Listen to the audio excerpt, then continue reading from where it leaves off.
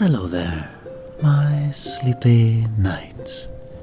And tonight, we dive into a special collection featuring 3 captivating Star Wars stories. This trilogy of tales will take us on a journey across the galaxy far, far away, revealing the courage, intrigue, and destiny that define the epic saga. If you enjoy these stories, please like, subscribe, and consider supporting the channel on Patreon, where you can gain access to our exclusive Spotify playlist and get early access to these stories. But for now, let's get cozy as we embark on a trio of stories across the galaxy.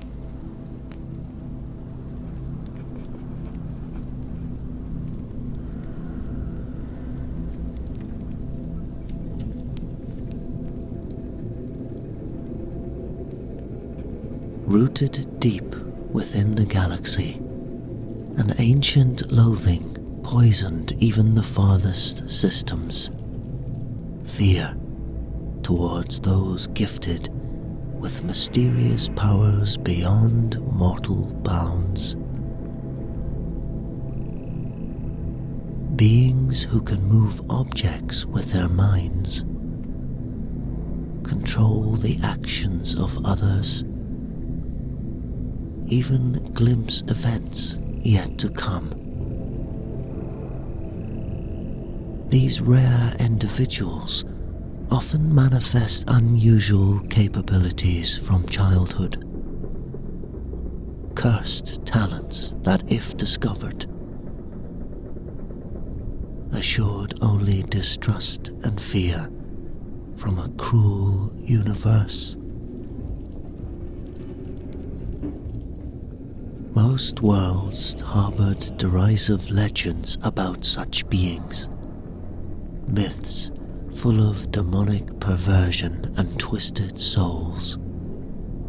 Thus, a climate of fear drive those gifted with extraordinary talents to mask their true nature, existing only in shadow rumors by the name of Spawner. The Spawner were known as abominations. The Spawner were freaks.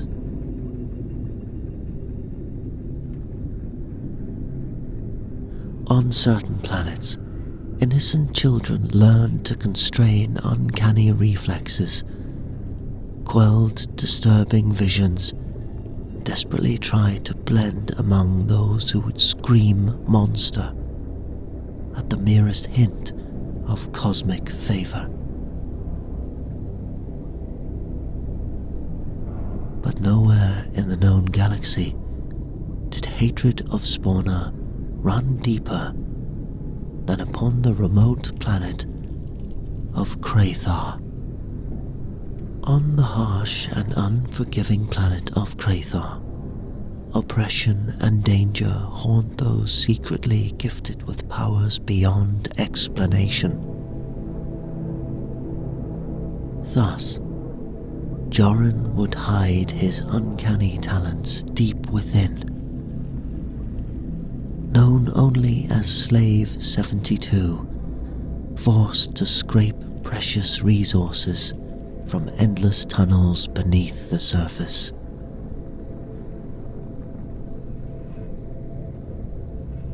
Under flickering work lamps, his shovel would unearth invaluable ore for his merciless master, Lord Dravos, who would have any Spawner freak executed on sight. Yet Joran had learned how to feel the shudders in the bedrock, vibrating like whispers along his shovel's handle, allowing him to detect impending collapses. So when a faint echo down Tunnel 9 heralded catastrophe, Joran did not hesitate. He dropped his tools and plunged into the gloom on powerful legs. His innate sense for precarious rocks and beams guided him rapidly towards the screams of collapsing stone. Skidding around the corner, Joran took in the disaster with a spike of dread. 3 miners were crying out and scrambling as a substantial section of ceiling was cracking and giving way. Without thought, Joran stretched out one broad hand, feeling desperately into that void within him where untamed abilities roil. He met the terrified gaze of the nearest miner pinned by debris, and somehow halted the deadly rain just inches before them. Joran's entire massive frame trembled with effort. Teeth gritted, bow dripping with sweat, as he struggles to activate forces he cannot even name. Friend and foe alike stared in disbelief and primal awe at 72's unfathomable power on full display. His true nature laid bare before their unbelieving eyes. The tunnel continued to groan under lethal weight. Joran felt his unprecedented abilities weakening, the debris beginning to slip downwards once more. He thought desperately of his mother, Mara, a courtesan for Lord Dravos in the court, and her counsel to hide his talents at all costs.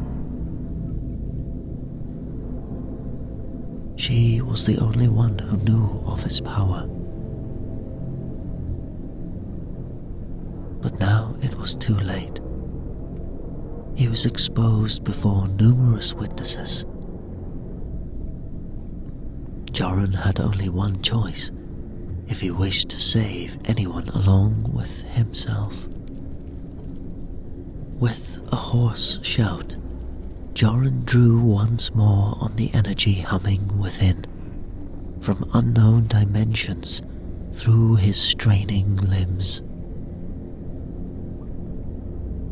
He forced the debris backwards in a titanic eruption from his shaking palm, sending the avalanche reversing into Tunnel 9.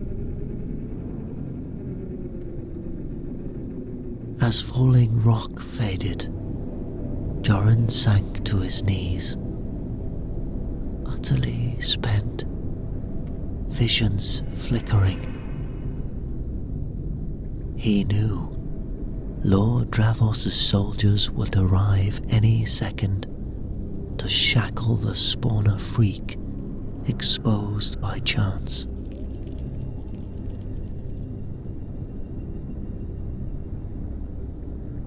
Joran braced for the rough hands wrenching his arms behind his back. Terrified miners murmured as he passed. Freak. Demon.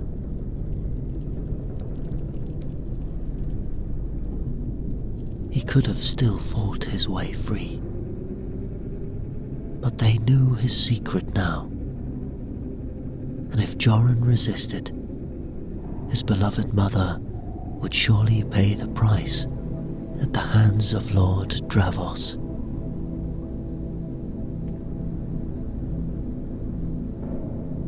Moments later, Joran knelt chained before Lord Dravos, whose bone-white face split into a grin. So, the tunnel rat with hidden talents. The assembled nobles tittered with malice.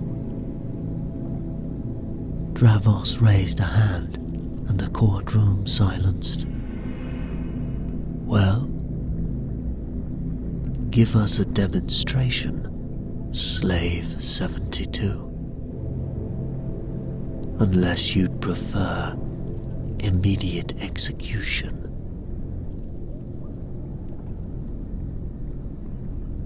Joran met his indifferent stare, fearing any defiance will doom his mother. Clenching his jaw, Joran fixed on a pewter cup resting near Dravos's clawed hand. It trembled, then soared unwillingly into his shackled grip. Dravos's eyebrows raised while nervous energy rippled through the gallery. Impressive. But I wonder, can it kill on command? Dravos nodded towards his executioner, standing by Joran, axe in hand. If you use your power to snap his neck, I will let you live, 72. Revulsion rose in Joran's throat. But he knew, to survive he must obey. He stretched out a quivering palm. The executioner began to choke, face purpling as he clawed confusedly at his throat. Joran grimaced with self-loathing as he wrenched the man's neck with a final crack. Amused claps broke out among the courtiers as Dravos pronounced, "Congratulations, 72. You will be the realm's new executioner." He leaned closer and whispered so only Joran could hear. Use your powers in my service, or else your mother might not make it. Joran closed his eyes. The unspoken threat towards his mother oozed from Dravos's smile. He shuddered as a cheer went up in the crowd. The trapped spawner will now perform on command for the realm. A circus act. Joran swallowed acid despair, telling himself this horror will let his mother live one more day.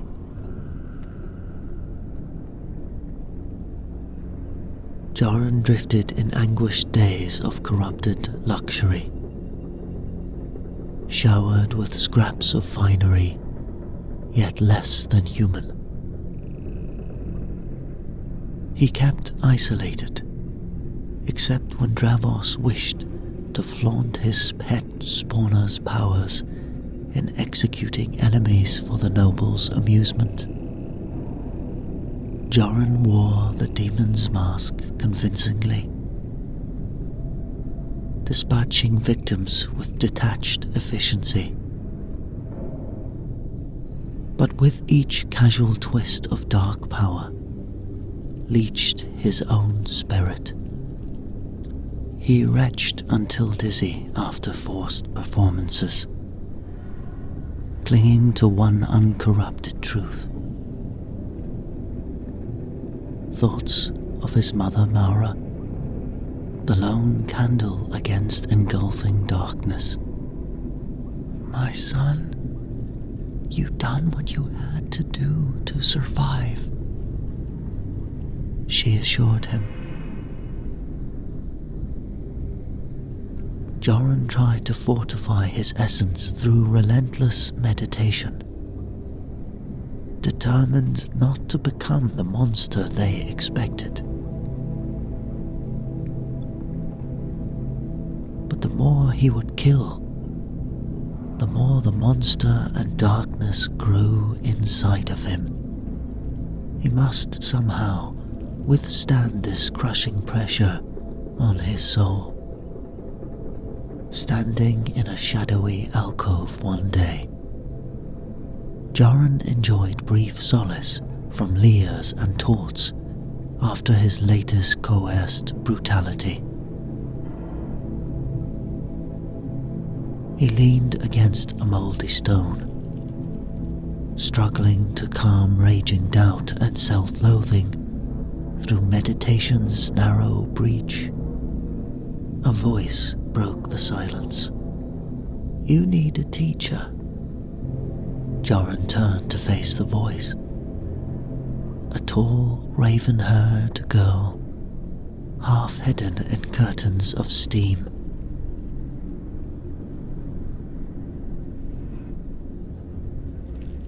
"I'm Zara, slave to the undermechanics. And you desperately need guidance.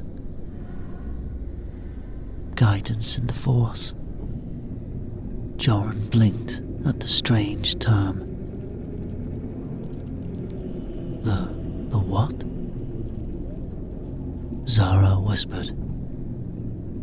"I sense its energy in you. Uncontrolled, chaotic. I wield the Force just as you do. Let me show you."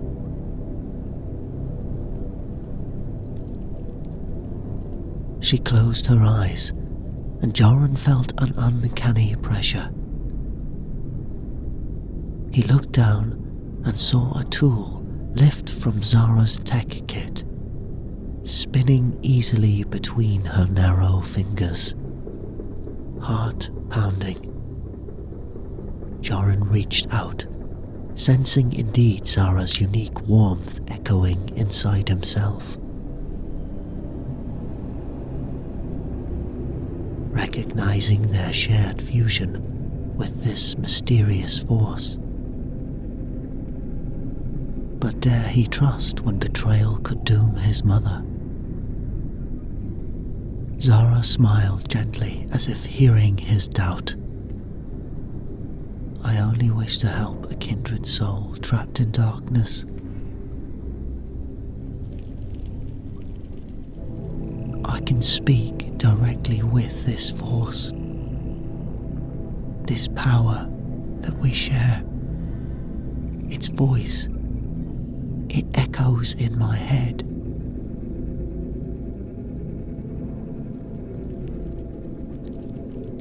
Her words would kindle the first rebellious ember of hope in Joran's hollow chest. "Follow me," she tells him.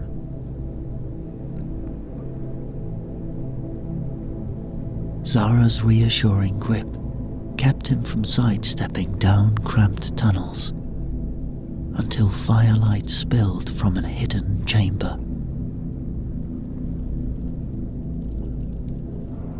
Joran blinked in surprise at nearly a dozen haggard slaves huddled inside,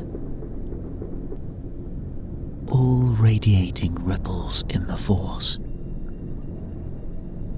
A patchwork family bound by secrets and scars. Zara greeted them warmly, ushering a weary Joran into their den. "This is Joran," she smiled. "The one I mentioned who needs guidance with his talents." Joran shifted awkwardly under the weight of their assessing gazes.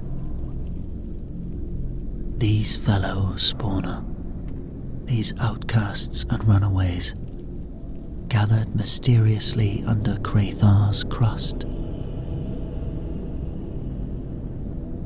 An imposing man stood, pallid skin etched by winding tattoos.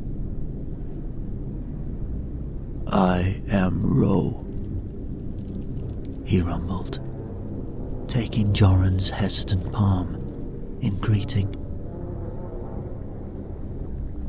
"Once too, I suppressed my gifts until Zara taught me control." His steady eyes reflected no judgment, only empathy. Behind Ro, the others observed Joran with thinly veiled caution or quiet awe. Zara touched Joran's shoulder gently. "We few share a unique bond and unique opportunity, should we dare to grasp it." She nodded to Ro, who inhales deeply.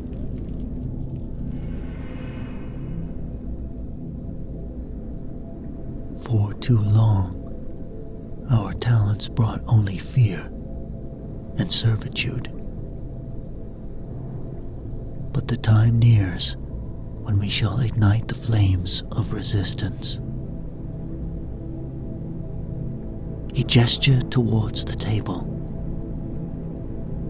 which revealed elaborate plans for a coordinated sabotage to shatter Dravos's brutal minds and free all slaves. While this planet-wide riot would rage, the spawner would harness their powers and escape off the world to freedom.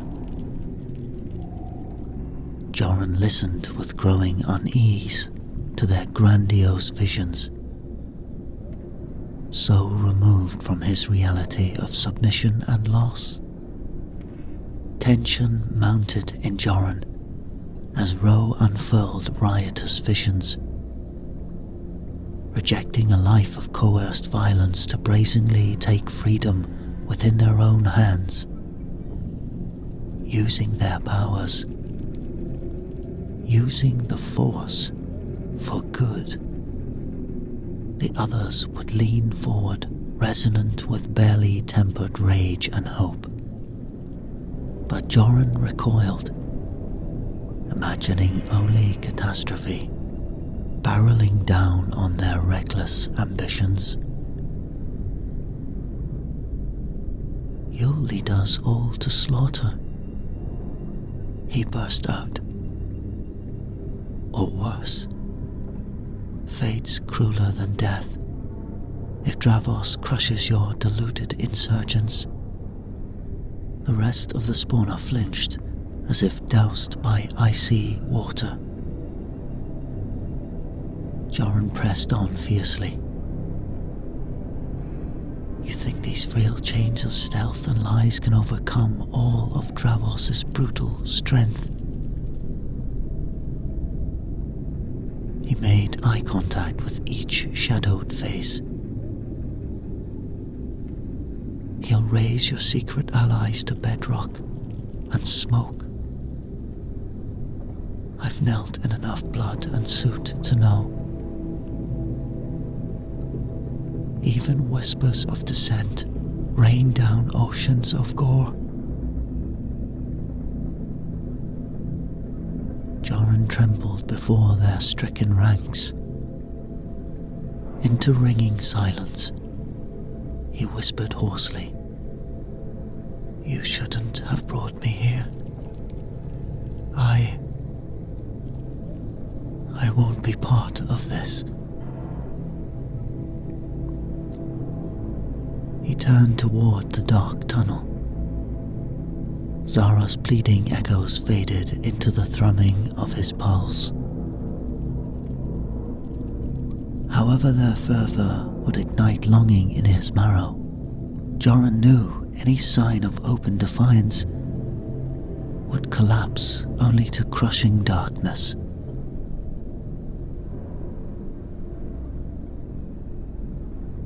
The next day, tension clotted the air as Joran was marched to the central platform before a shouting mob in the court. It was just another day of executions.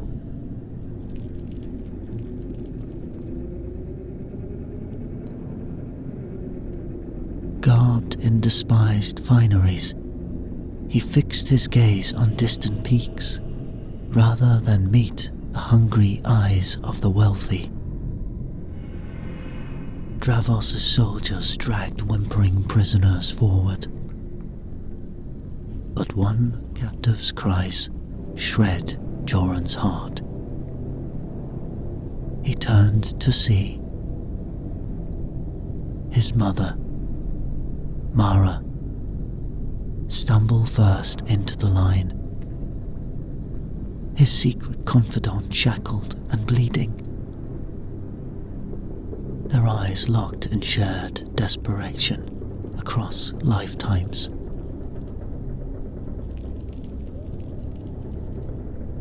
Joran turned desperately to Davros, who was lounging watching with smug anticipation. "No, not this one," Joran implored, fury and dread choking his cry. Dravos only laughed. "She hides treasonous secrets. Now, do your office, executioner." He gestured, and a soldier dragged the weakly struggling Mara forward by her matted hair. Joran staggered back, chest heaving. Howls rose from the crowd at his refusal. Mara lifted her eyes once more to meet Joran's with profound love and acceptance. "It's okay, my son. It's all going to be okay." Dravos raised his hand. "Well now, I think you have some knowledge you should tell your son before you depart this world, Mara." Mara lifted her head proudly as Joran trembled. "That your new executioner is blood of your own cruel heart?" She turned to face her son. "I'm sorry. Dravos is your father. I've been his private courtesan years now.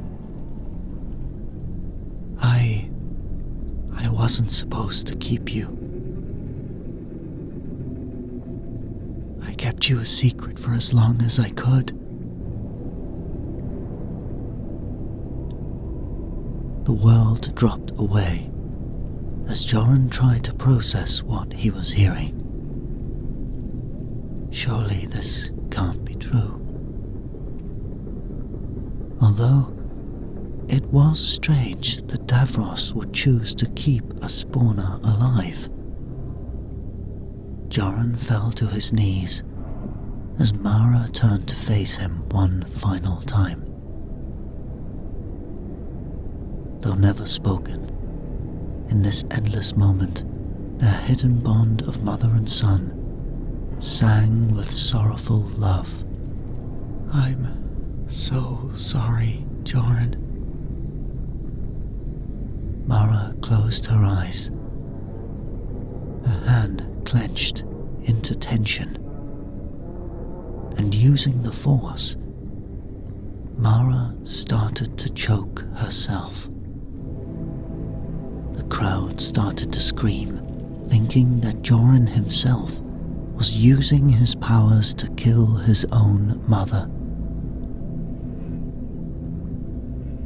Joran reached out with the Force to try and stop her, but Mara was too powerful.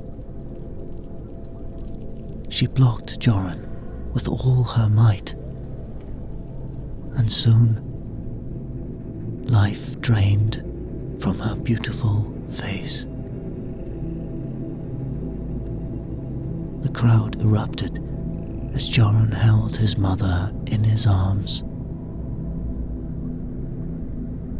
Joran wasn't to know, or Mara for that fact, but the sacrifice that she had made this day would cause a chain of events to occur that would span centuries. As Joran stared at Mara's limp form, wrath ignited to scorch all vestiges of fear and doubt into smoking ash. Joran closed his mother's eyes with shaking fingers, symbols of Dravos's choking grip over them all. No more.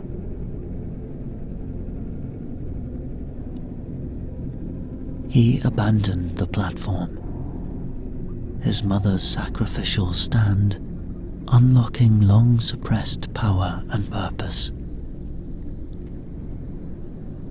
Joran barreled through chaotic streets, seeking the hidden Alliance den, Force energy crackling in his footsteps. He slammed open the stone door to gape wildly at Zara and her loyal band, bristling with weaponry. They stared in surprise as Joran declared with fire flashing in his gaze. It's time. I will lead your rebellion. Determination flowed between them, binding leader to outraged kin.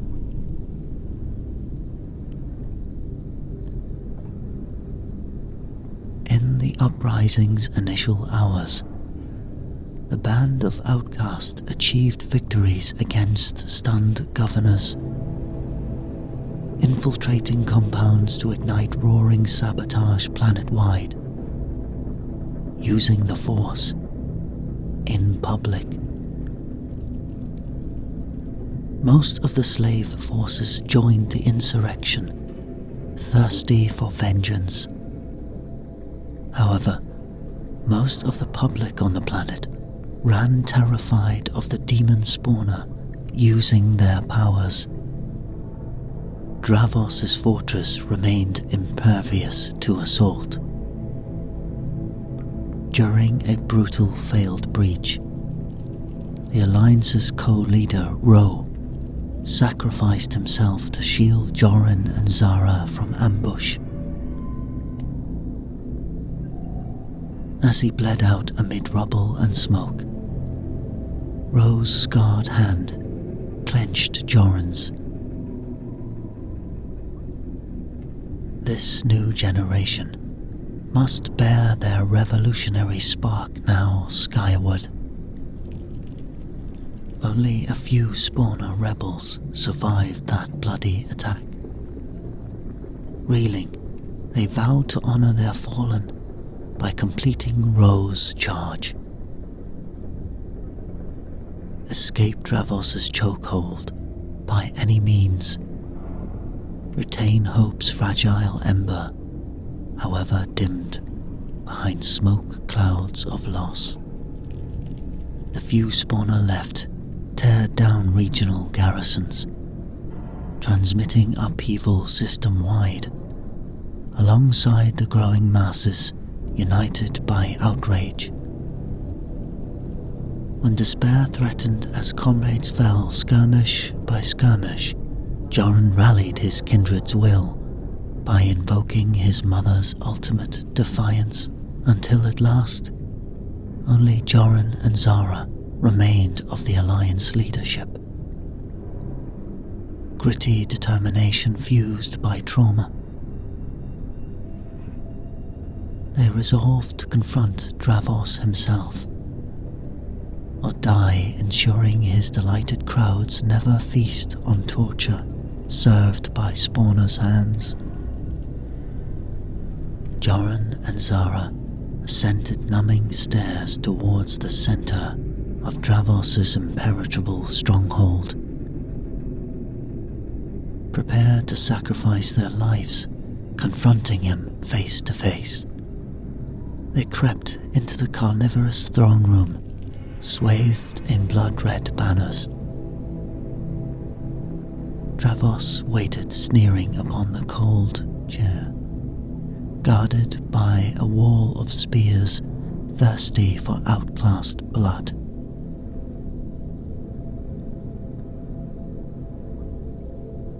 My bastard spawn son returns, snivelling at last, he mocked.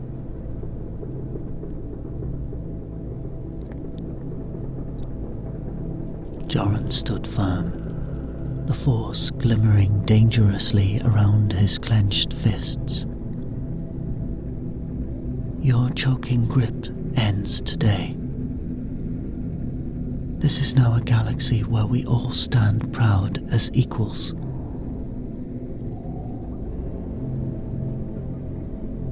Dravos threw back his horned head with vicious amusement, as if feeble dreams fulfill reality's hunger. I spared your life when I found out where you came from. I gave you a purpose. I let you live. Yet you repay service with betrayal? Dravos flicked his wrists. His guards walked towards Joran and Zara in unison, their blades shaking with tension. Joran and Zara cried out in unison, now.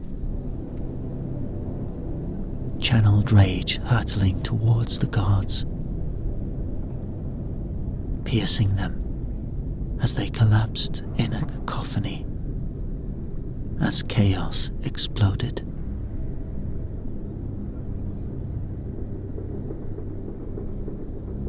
Soon, Joran vaulted forward, a vice-like power clamping around Dravos's pale throat as he slowly strangled the tyrant until only icy silence remained. A red dawn crept over distant peaks. In the victory's smouldering wake, Joran expected embrace for hard-won liberty. Instead, fearful eyes tracked the spawner pair as they walked numbly among the ruin and crowds. For though the planet had won freedom upon the backs of Joran and Zara's sacrifice, dread of their powers persisted. They pleaded for trust, vowing protection now that Dravos lay dead. But the citizens recoiled. Zara wept silently as mobs screamed out, monsters, demons, take flight from our planet. Joran argued their power could safeguard fragile peace, but an old woman spat at his boots. You gifted demons herald only darkness. We shall take uncertain liberty's sharp hope over sorcerer servitude again. The rebel spark gutters, leaving Jorin and Zara isolated once more. They had won liberty for this people, this planet, but no place among them.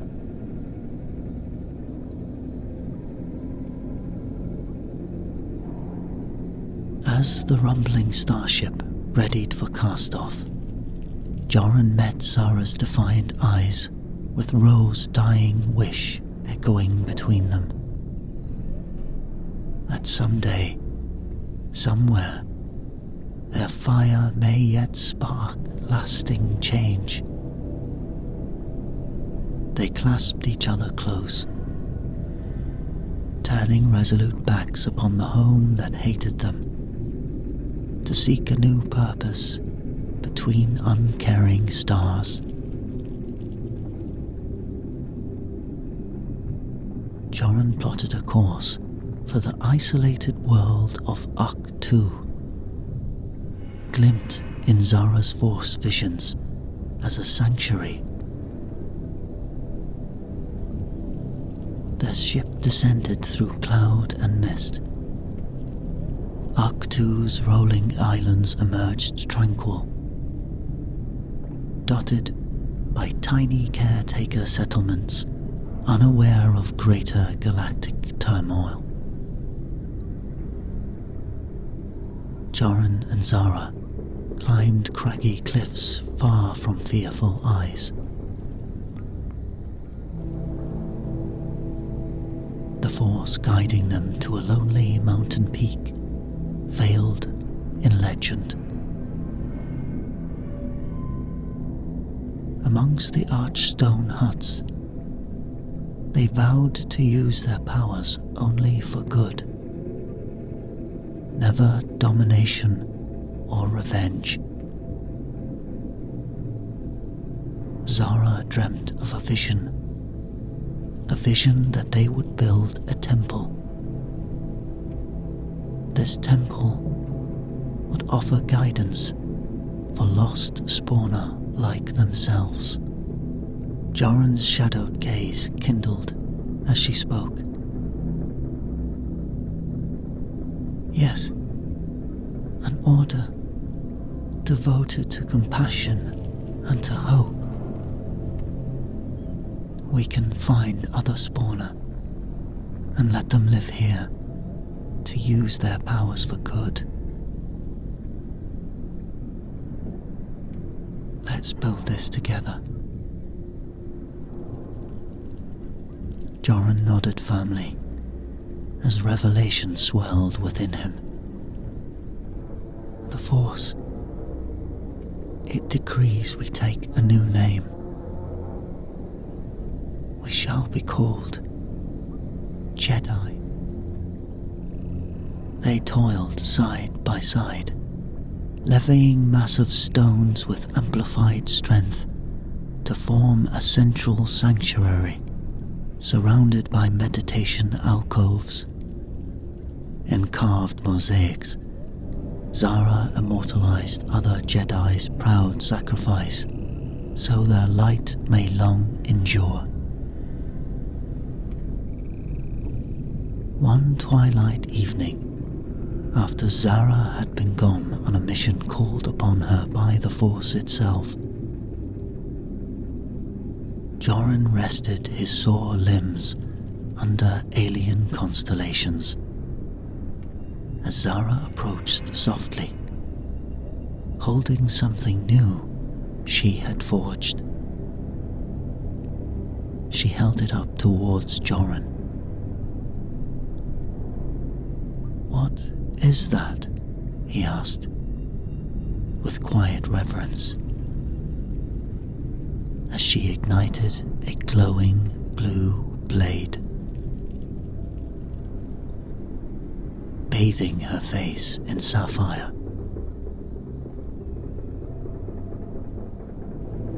first lightsaber, a symbol of their new covenant. Joran embraced her in wordless awe under the glittering expanse of a universe once more open to promise. For here, the Jedi Order waited patiently to emerge.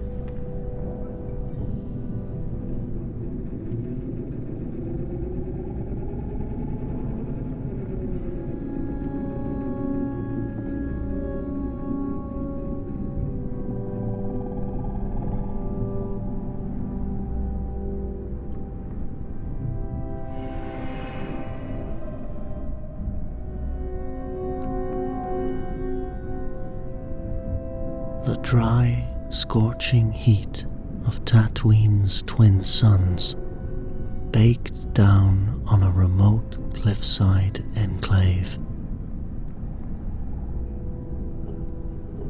Inside, the young Sith acolyte named Draven was deep in meditation. Her eyes closed. Draven reached out with the Force, channeling the simmering emotions of anger, hatred, and fear that fueled the dark side.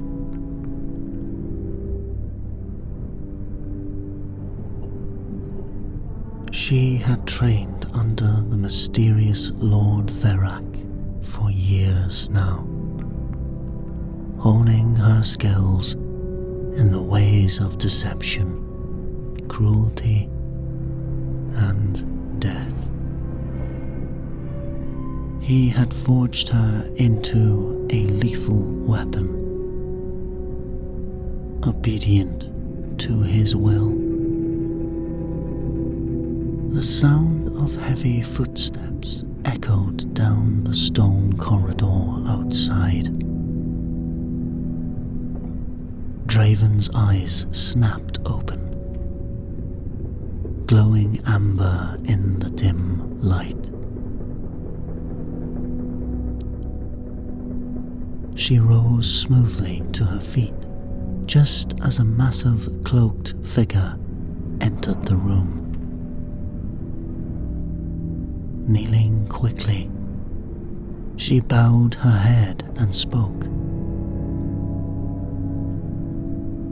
"My master, how may I serve?" Lord Verak loomed over her, his face lost in the shadows of his hood. Draven, the time has come for your trial by fire, he rasped in his gravelly baritone. A rogue Sith named Callus Ren has broken from our order, fleeing with dangerous knowledge. Hunt him down. Eliminate him. Eagerness flowed through Draven. "It will be done, my lord." Verak's voice took on a harder edge. Do not fail me, apprentice. Prove your worth. He turned abruptly, his cloak swirling behind him as he departed.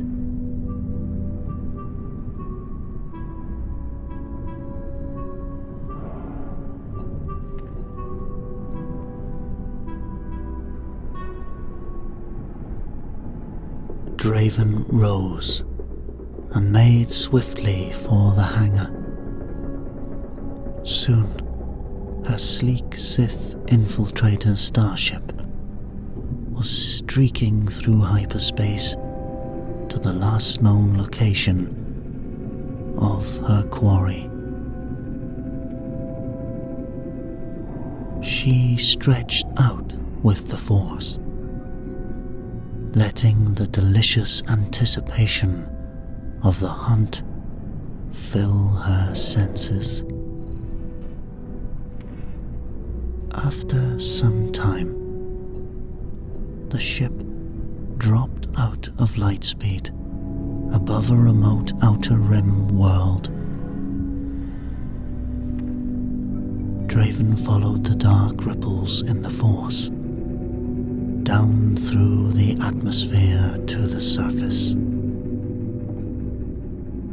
Landing stealthily, she exited the ship and set out across the barren, rocky landscape, hand poised above the lightsaber at her belt. Her prey was near. She could feel it.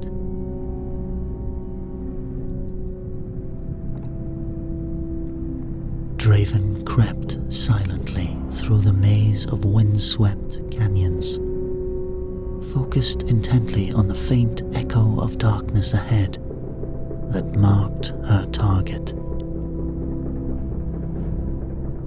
Her senses strained. She paused behind a crumbling stone pillar as the twisted entrance to an ancient temple came into view. There, a flicker of movement from within. Draven spun, her red lightsaber flashing to life and crackling as she plunged inside. She stalked through the gloomy, sand-strewn corridors, weapon raised in anticipation.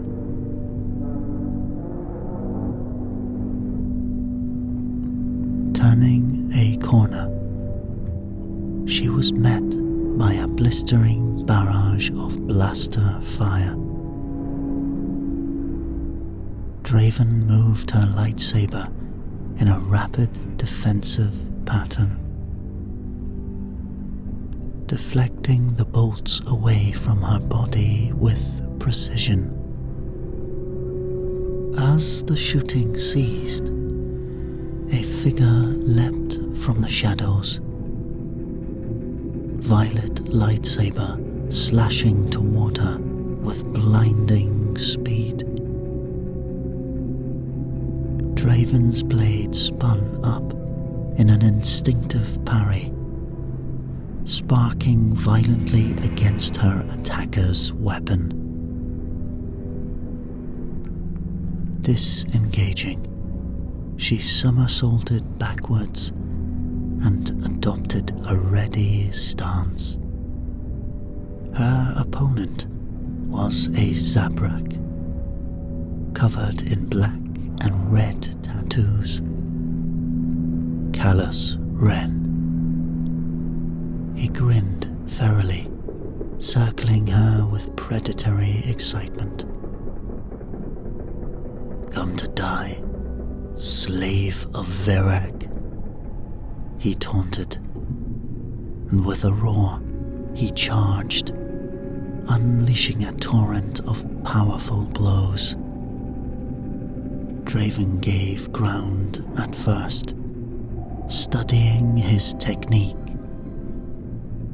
Wren's style was fierce and direct, but sloppy, the hallmarks of an undisciplined traitor. After parrying a particular heavy overhead strike, Draven saw her opening.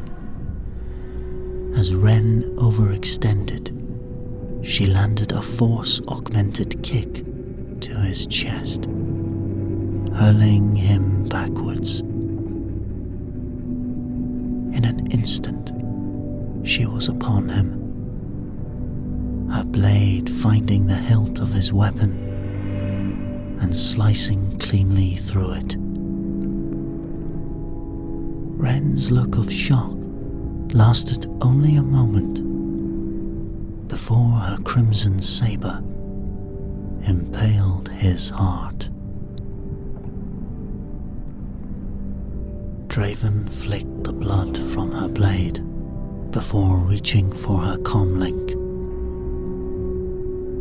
A large hollow image of Lord Verak materialized. "It is done, Master," she reported. "The traitor is no more."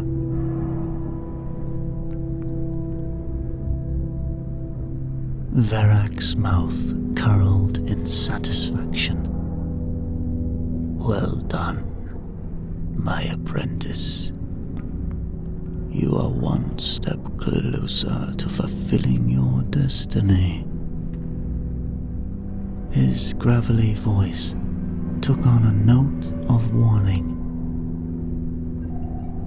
"Search his body for anything of value, then await my orders."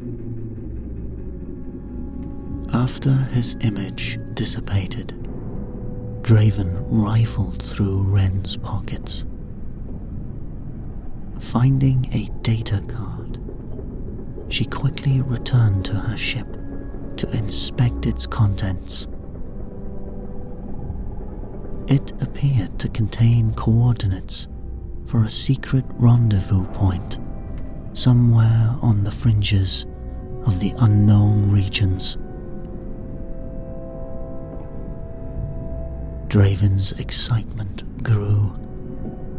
More rogue Sith to hunt down meant more opportunities to prove herself. She entered the coordinates into the nav computer and made the jump to light speed, eager to continue her mission. Draven's sleek starship dropped out of hyperspace above a remote, icy planet. She guided it down through the atmosphere, homing in on the darkness she could feel pulsing ahead. Soon, a massive stone citadel carved into the face of a sheer cliff came into view. Draven circled her target, senses probing. There was something unnatural here. A strange hollowness to the darkness typically associated with the Sith. Landing her ship some distance away, Draven approached the fortress carefully, lightsaber at the ready. The entrance stood unguarded, but she felt no reassurance. Mere steps into the shadows of the entry hall. Her danger sense screamed a warning. Igniting her blade, she turned to find a dark figure waiting, face obscured beneath a hood and mask. "Why do you serve the Sith Hunter?" the figure asked, activating a jagged red lightsaber. Draven pointed her blade toward him. "I do my master's bidding. Stand down or be destroyed." The Sith shook his head. "We are all slaves to their will. I can show you the truth." Igniting a second lightsaber, he moved into an aggressive combat stance. Draven tightened her grip. Lies will not deceive me. She leapt forward, unleashing a blistering barrage of strikes. To her surprise, her opponent expertly turned aside each blow. As they danced their deadly duel through the echoing corridors, Draven realized she had underestimated this rogue Sith. He possessed a level of skill and fluidity in the Force that surpassed any she had faced so far. Abruptly, the Sith's movements changed, becoming erratic and uncontrolled.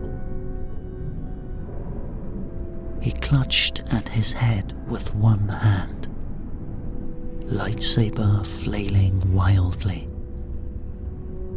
Get out my mind, he screamed through gritted teeth, eyes blazing behind his mask. He fixed his tormented gaze on Draven. Flee, now. This is a trap. Before she could react, the Sith let loose an animalistic howl. Both hands gripping his unstable lightsaber, he ignited the blade through his own chest. Draven watched in shock as he collapsed, dead at her feet, inside his chest. Wires, robotics, mechanics. This Sith was some sort of android. A trap. What could he have meant? Realization came too late. Electrified nets suddenly shot from hidden wall ports, tangling around her limbs. Draven cried out as paralytic shocks coursed through her body. The last thing she saw before blacking out was armored figures rushing to surround her.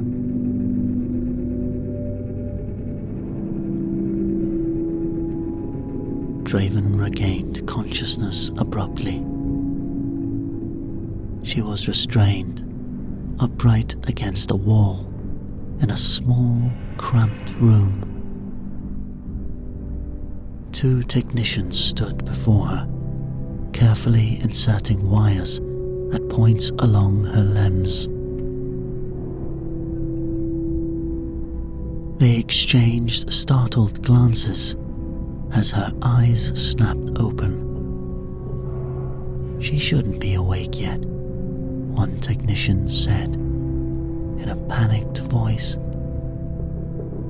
But before he could act, Draven summoned the Force with rage.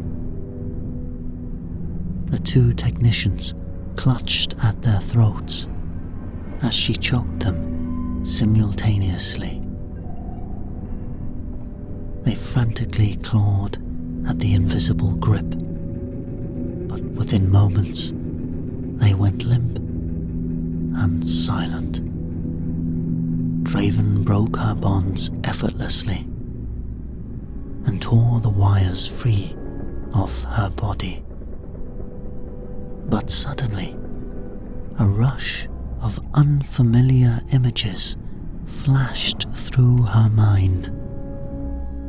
Training with Jedi Masters, meditating in tranquil temples.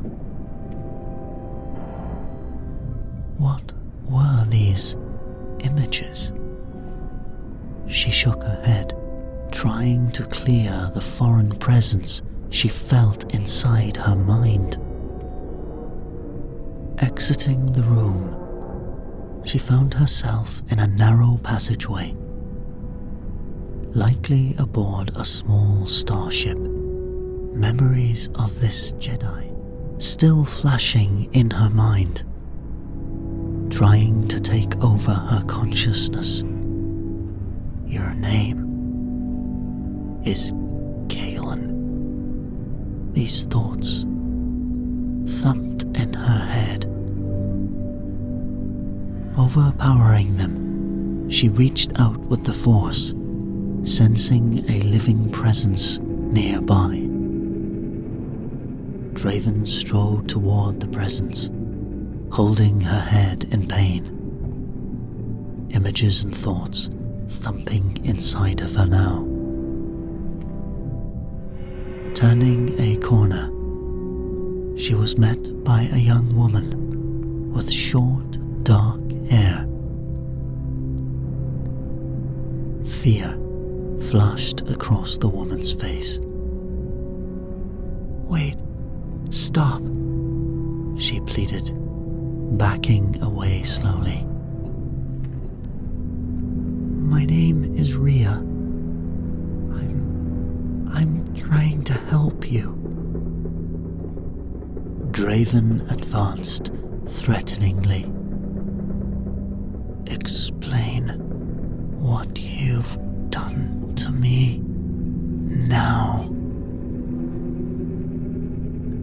This will be hard to accept," Rhea said carefully. "But you are an android, a robot, built from the ground up, programmed by the Sith Lord Varrak, by transferring the mind and consciousness of a Jedi. The memories and images you see in your head are real." "Lies," Draven spat, igniting her lightsaber. Rhea's voice took on a tone of desperation. "Varrak has deceived you, used you as an experiment to put the Force into a robotic..." Draven knocked her unconscious with one swift blow. Draven hesitated momentarily, staring at her own reflection on the glass window, feeling uncertainty in her own heart. She needed answers, and there was only one way to get them. She must confront her master.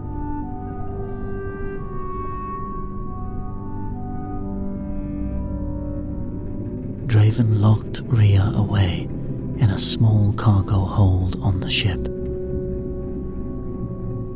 Could her identity really be a lie? Draven's anger and confusion boiled over. She had to know the truth of her own body. Taking a sharp, serrated blade, she began slowly cutting into her forearm,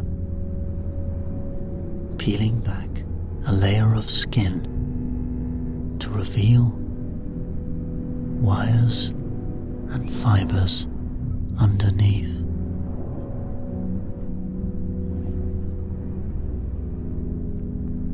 But she did not stop there.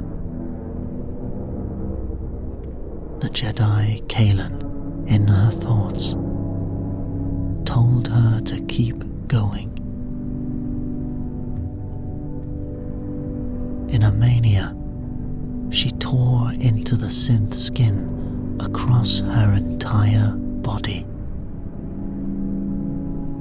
ripping it completely free to expose the robotic skeleton and distorted cybernetics that had replaced her muscles, her organs, and her bones. Sparking wires and tubes hung obscenely from her now fully metallic form. Her face a robotic skeleton. Draven stared in horror and self-loathing at what she had become, a monstrous machine inhabiting the shell of a once human form.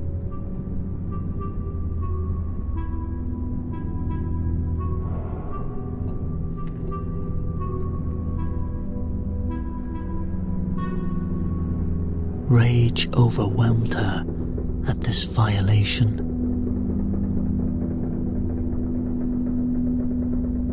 Verac had sought to make her into an unfeeling instrument of death, a destroyer with no sense of self or control.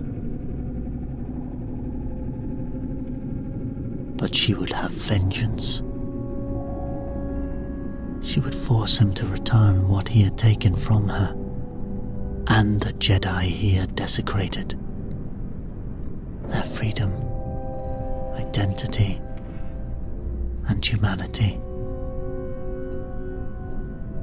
Storming to the cargo bay, she towered over Rhea. "Explain this." Rhea looked terrified at the sight of the robotic skeleton. She spoke carefully. "You were created by Lord Verac. He imprints kidnapped Jedi minds onto programmed android slaves like you." Draven clenched her skeletal metal fists. "So, everything I remember, my past, is a lie?" "I'm afraid so," Rhea said sadly.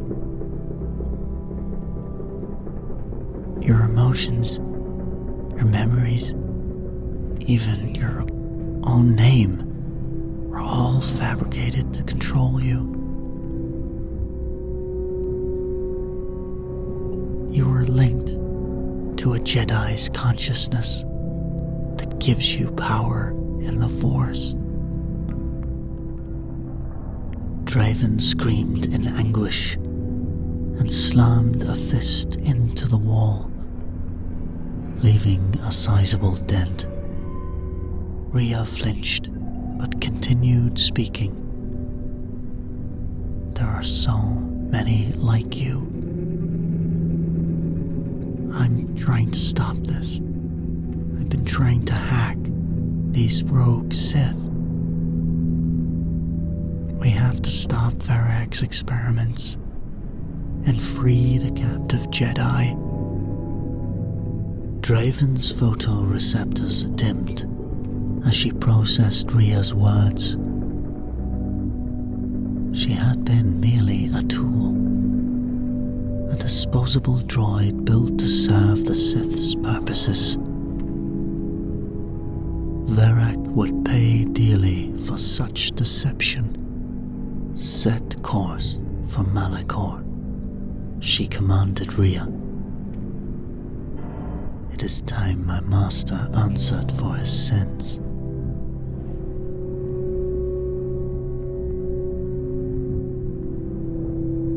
They traveled in silence as Draven prepared to meet her master.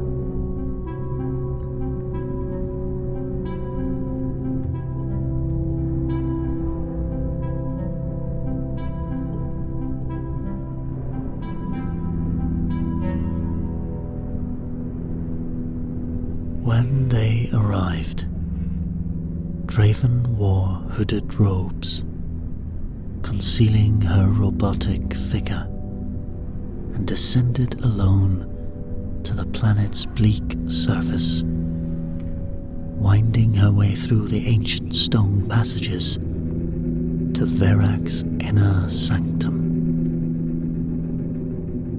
Tearing through his massive door,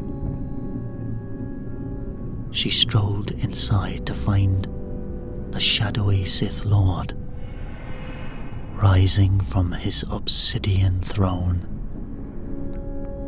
You dare violate my sanctum?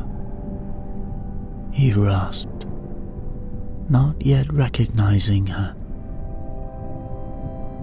Identify yourself.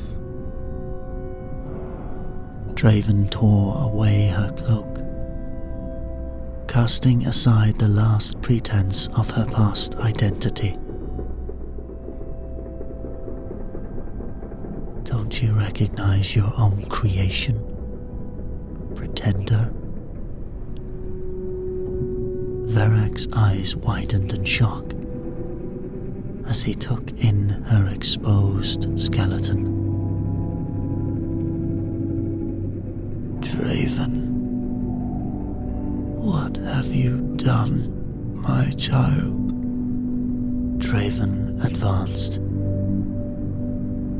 I finally saw through your lies and deception. You stole a Jedi's mind to control me.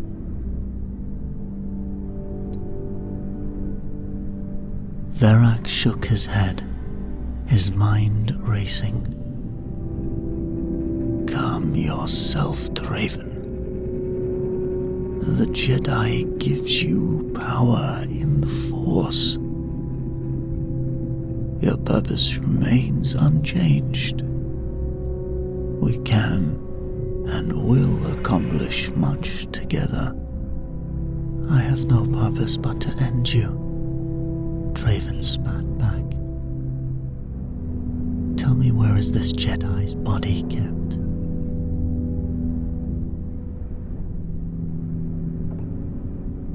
Verak shook his head, igniting his lightsaber. Draven leapt at him in a rage. Their blades smashed together, showering the stone floor with sparks.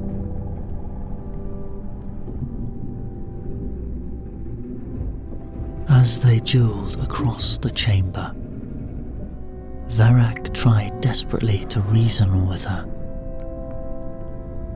You were my greatest achievement. Seize this madness at once. Draven would not yield, driven by burning hatred for the one who engineered her false life. But Verak's skill with a blade was immense. She felt herself being pushed back under his blistering assault. She was nearly defeated.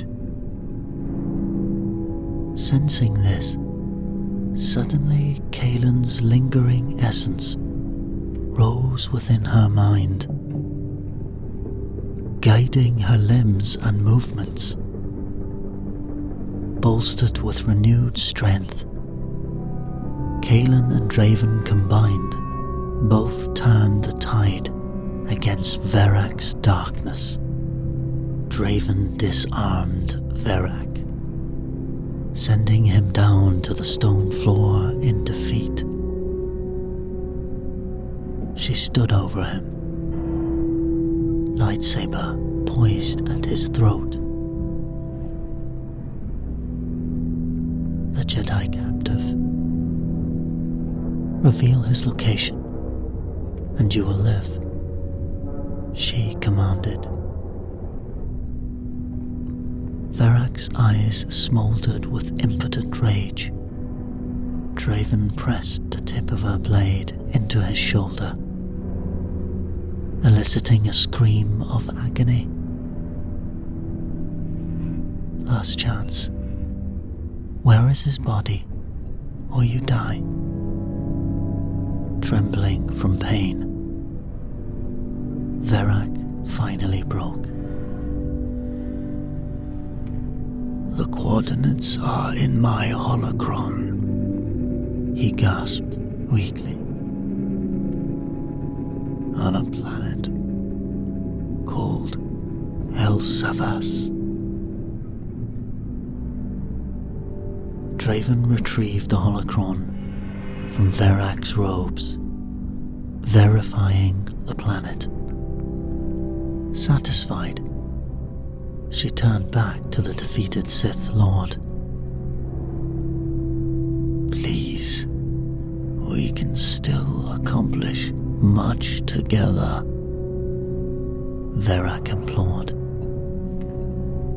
But Draven had already made her decision. Without another word, she executed Verak with a swift strike, ending his evil influence forever. The choice had been merely an illusion.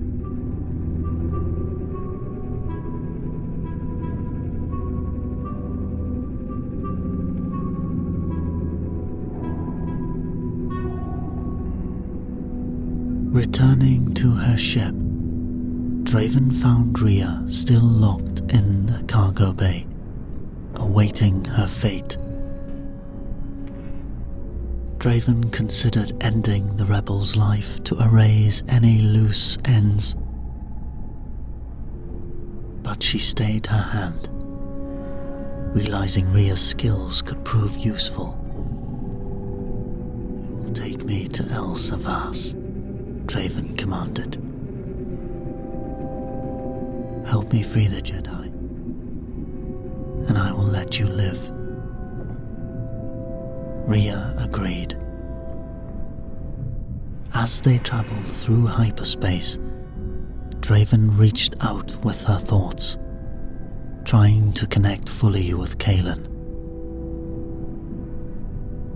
She could feel his lingering presence within her own mind, though it remained elusive. Soon, she hoped to free his physical form from its prison.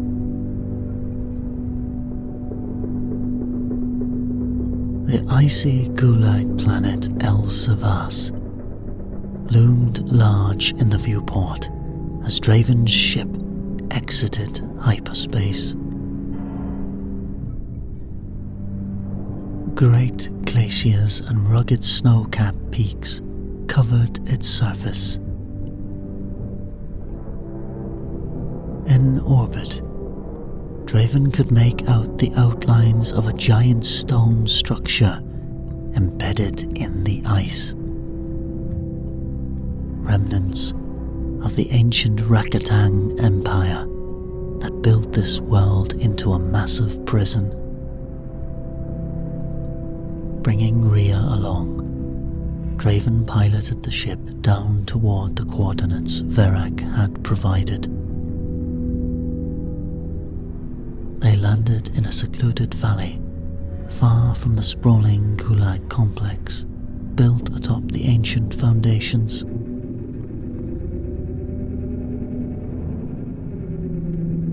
Cold winds howled between sheer icy cliffs as they disembarked and began their trek to infiltrate the prison.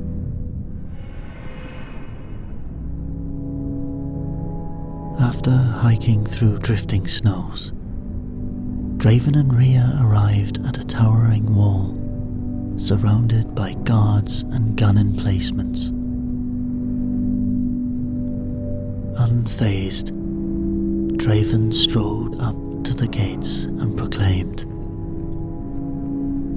"I am here under direct orders from Lord Verak. Stand aside." The guards hesitated briefly before allowing Draven and Rhea to enter. Inside, they found a labyrinth of dark corridors and massive chambers carved from the icy caverns. Draven could sense the suffering etched into the very walls from millennia of imprisonment. Reaching out with her senses, Draven probed ahead for the distinct essence of a Jedi's spirit. She followed a faint ripple deep through the complex until an enormous chamber came into view, filled with row upon row of status pods. Peering inside, Draven saw each contain the helpless form of a Jedi prisoner. There were hundreds. Draven methodically scanned the pods until she found Kaelin's body.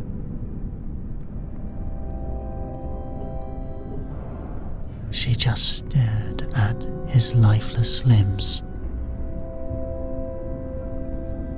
Rhea spoke up nervously. "Is this him? What will you do now?" Draven considered the frail form before her. "I will transfer his consciousness back to his physical body. But that process will destroy your neural net," Rhea warned. "You won't survive this, Draven." Draven was resolute. "If that is the cost of his freedom, I will gladly pay it." Draven and Rhea prepared the surgical apparatus for Kaelin's transfer. Lying down inside, cables and wires extended to connect her android systems to the nearby pod holding Kaelin's catatonic body. Rhea initiated the sequence. Blinding arcs of energy enveloped Draven, causing her metallic limbs to spasm. Her photoreceptors flickered erratically as Kaelin's consciousness flooded her neural net, overwriting her programmed identity. Draven's robotic body seized violently against the onslaught of Kaelin's mind, seeking reunification with its rightful vessel. With a final burst of light, the transfer was complete. Draven went lifeless, while Kaelin grasped at awareness, returned to his living form. Disorientated, he stumbled from the pod with Rhea's support. Kaelin regarded Draven's lifeless android shell with sorrow. She sacrificed herself. Rhea nodded. There are others like you, Kaelin. Hundreds. Kaelin nodded slowly. We don't know where the other Sith androids are, but Draven will know how to find them. Rhea looked at Kaelin. I can transfer another Jedi mind into her vacant frame.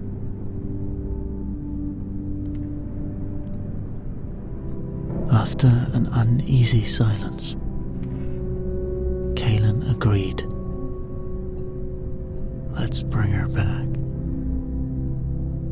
Rhea swiftly transferred a Jedi Master's consciousness into Draven's empty vessel, and soon light returned to her photoreceptors as the Jedi Master's essence took hold. Draven's gaze met Kaelin's for the first time. He extended a hand. Hello there, my friend. Let us finish this task together.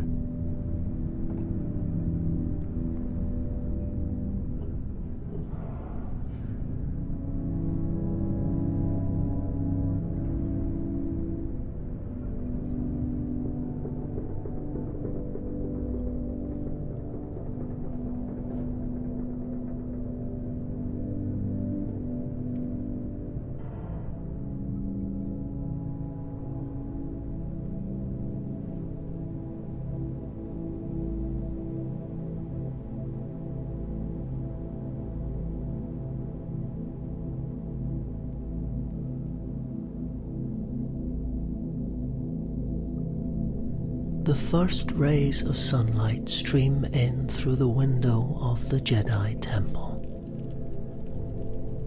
Still groggy, you take a moment to center yourself and prepare for the day ahead. Today is an important one, as it marks another milestone in your Jedi training. Rising from your simple cot, you splash your face with cool water and dress in your customary robes. You pause to attach your lightsaber securely to your belt, feeling its familiar weight at your hip.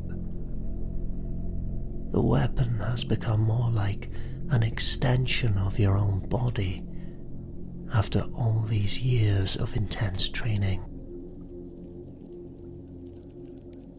Exiting your quarters, you make your way swiftly through the maze of corridors comprising the ancient temple.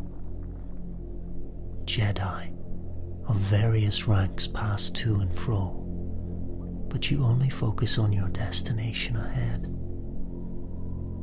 Eventually, you arrive at the training grounds, an open-air courtyard dominated by an ornate fountain in its center. Small groups of Padawans like yourself go through practice combat sequences under the watchful eyes of Jedi Masters. You spot your own master across the courtyard and make your way over, bowing respectfully in greeting. Your master surveys you appraisingly. Are you prepared for today's test? You nod. I am, Master. Though you keep your face impassioned, internally you feel a twinge of nerves.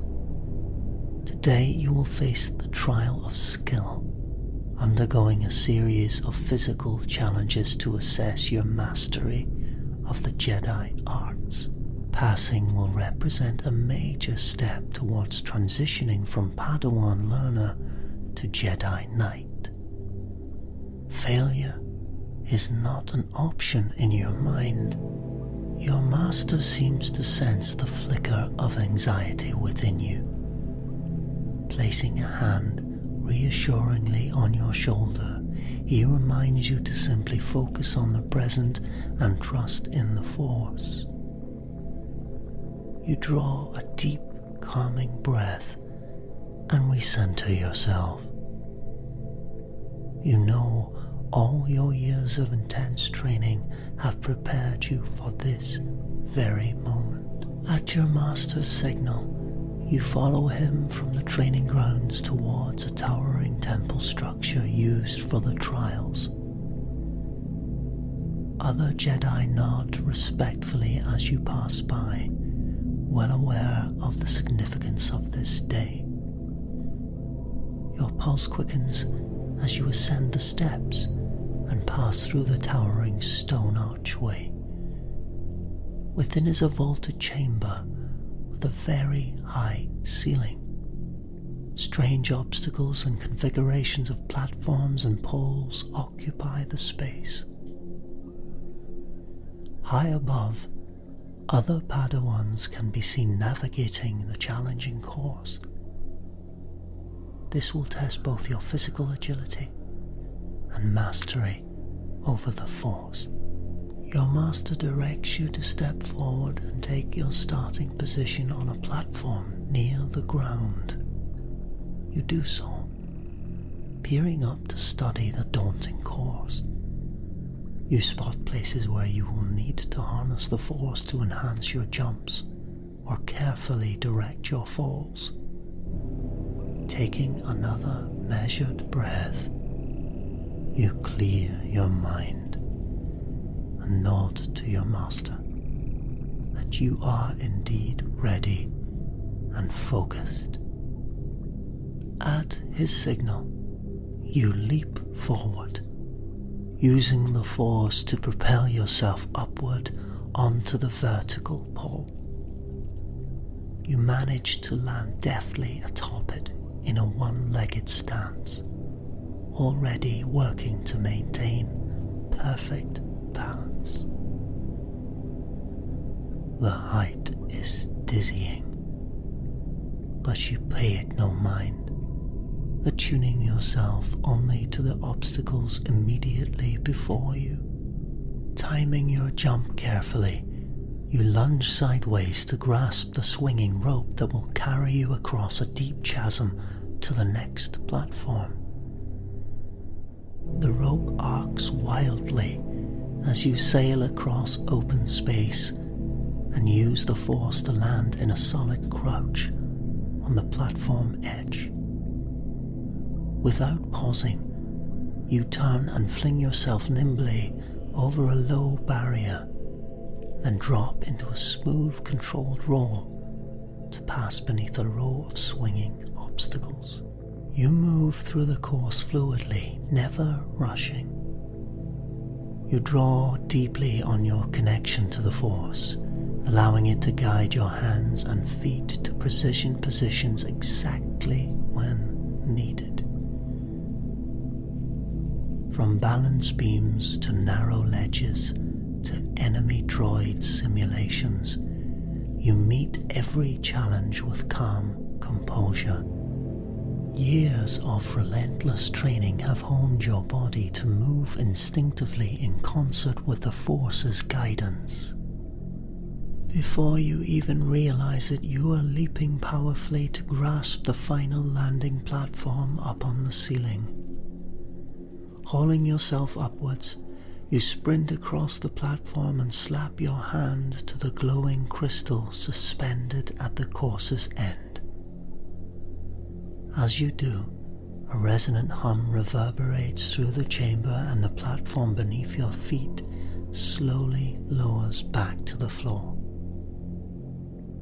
Down below you see your master waiting with an approving gleam in his eyes. "Well done, my young Padawan," he says, as you step off the platform. "You have passed the trial of skill most impressively. I am proud of how far you have come." You bow your head, allowing yourself to feel a small glow of satisfaction at his praise. "Thank you, Master. But I know there are still many trials ahead if I am to become a Jedi Knight." He smiles and clasps your shoulder. "Indeed, but I have no doubt you will succeed if you maintain such focus." He gestures towards the archway. "Come now, and after some rest and nourishment there will be one final trial for you to undertake today." Intrigued, You follow him from the vaulted room towards the temple refectory. Your muscles pleasantly ache and hunger gnaws at your belly after the strenuous trial. As you eat with your master, he explains the final trial you must face today, the trial of the flesh. You listen intently, knowing it represents another traditional milestone in your training. All Padawans must undergo painful ritual branding, scored by laser upon their forearms. This serves as a reminder to forever resist the temptations of the flesh. You steel yourself, hiding any anxiety. With your master, you make your way to the ritual chamber deep within the temple. The dark, windowless room is lined with cold stone. In its center sits the branding table, ancient and worn. Your master directs you to sit and extend your left arm. You do so without hesitation, palm up. From the shadows, the priestess emerges. Her face is masked and she moves with solemn grace. Silently, she activates the laser branding tool. Crimson light flares, gloom as she positions it over your bare forearm. You do not flinch away. There is a brief flash of searing heat and pain as she presses down. Your nostrils fill with an acid burning scent, but you remain still, jaw clenched. When the priestess lifts the branding tool, you see a raw, blackened symbol now seared into your flesh, the first mark. The pain radiates hotly up your arm, but you push it aside, steadying on your breathing. Again and again over the next hour, the priestess works in silence, leaving 3 sacred marks up and down each forearm. Your master observes stoically as you accept each brand with silent resilience. At last, it is done. Your arms throb, and the 12 marks stand out angry and inflamed against your skin. But you merely incline with your head respectfully to your master and the priestess, before rising to exit the ritual chamber. This pain is only temporary. You understand the sacred role these marks will play in reinforcing your commitment to the Jedi path. Stepping back out into the temple corridors, you feel an undeniable sense of accomplishment. Just one Padawan among many. You have faced and overcome 2 difficult trials today. Your connection to the Force feels amplified by these intense experiences. You know you are one step closer to knighthood. With evening approaching, you follow your master into one of the temple's tranquil gardens. Side by side, you meander along the gravelled paths between artfully tended plants and trickling fountains. Your master instructs you to reflect upon what you have so far learned and how to apply it wisely moving forward. You walk in contemplative silence, hands folded within your robes as you consider it all. The beauty and peace of your surroundings gradually lead your mind to stillness. For a time, you think of nothing at all, simply existing in the present moment and drinking in the living force flowing through this garden. The throb of your flesh brand seems to fade into the background, but even this serenity cannot silence a small kneading doubt that has lingered in the back of your mind for some time now. Since your early days as a youngling, some masters have sensed in you an unusually strong connection to the Force. Their praise has fueled your dedication to becoming a powerful Jedi. But on occasion, during meditation or trials of combat, you have felt something else. For just a fleeting second, a surge of hot anger or pride has spiked through you in response to pain or frustration. It is over in an instant, but you still fear these passing shadows may betray the existence of darker tendencies underlying your outward discipline. You have learned about the Sith and the corrosive dangers of emotion, so you have worked hard to smother any flickers of passion over the years. Yet, a small worm of doubt persists about whether the teachings of the Jedi are the only valid path. You have witnessed how fear, anger, and aggression can provide fuel for action. Maybe passion could lend you even greater strength if harnessed correctly. Realizing your thoughts have wandered down an unwise path, you draw a sharp breath and force your mind back once more.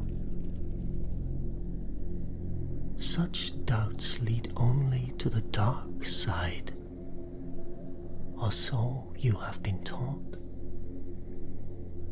For years, the light side of the Force has guided you well.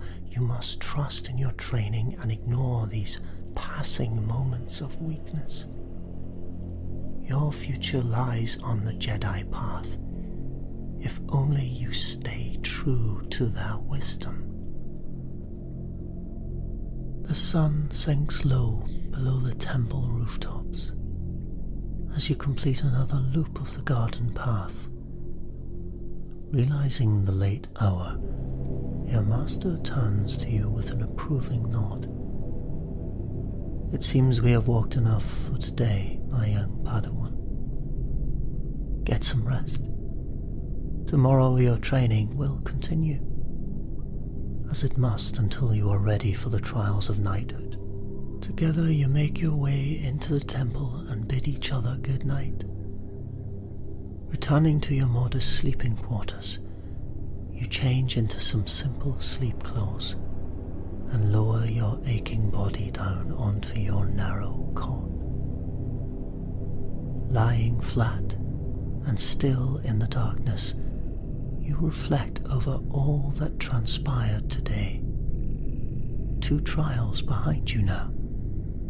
More lie ahead, along with the looming question of whether you have the fortitude to pass them without faltering. You are confident you possess the physical skills required of a Jedi Knight, but you know the devotion to the service, self-sacrifice and self-control expected of a knight may be more difficult. Once again, that flicker of doubt returns. Does part of your eagerness for promotion come from a place of ambition and pride rather than humble service? You crave the respect and power of a knight. Perhaps the Sith embrace of passion would not lead you so astray after all. You force the treacherous thoughts away, angry at yourself. The dark side is seductive. You see that now. It has planted insidious seeds of temptation within you that must not take root. The light side of the Force has guided you this far. You must continue to trust in the wisdom passed down in the Jedi teachings, no matter how fleeting doubts may trouble you. There is no passion. There is peace.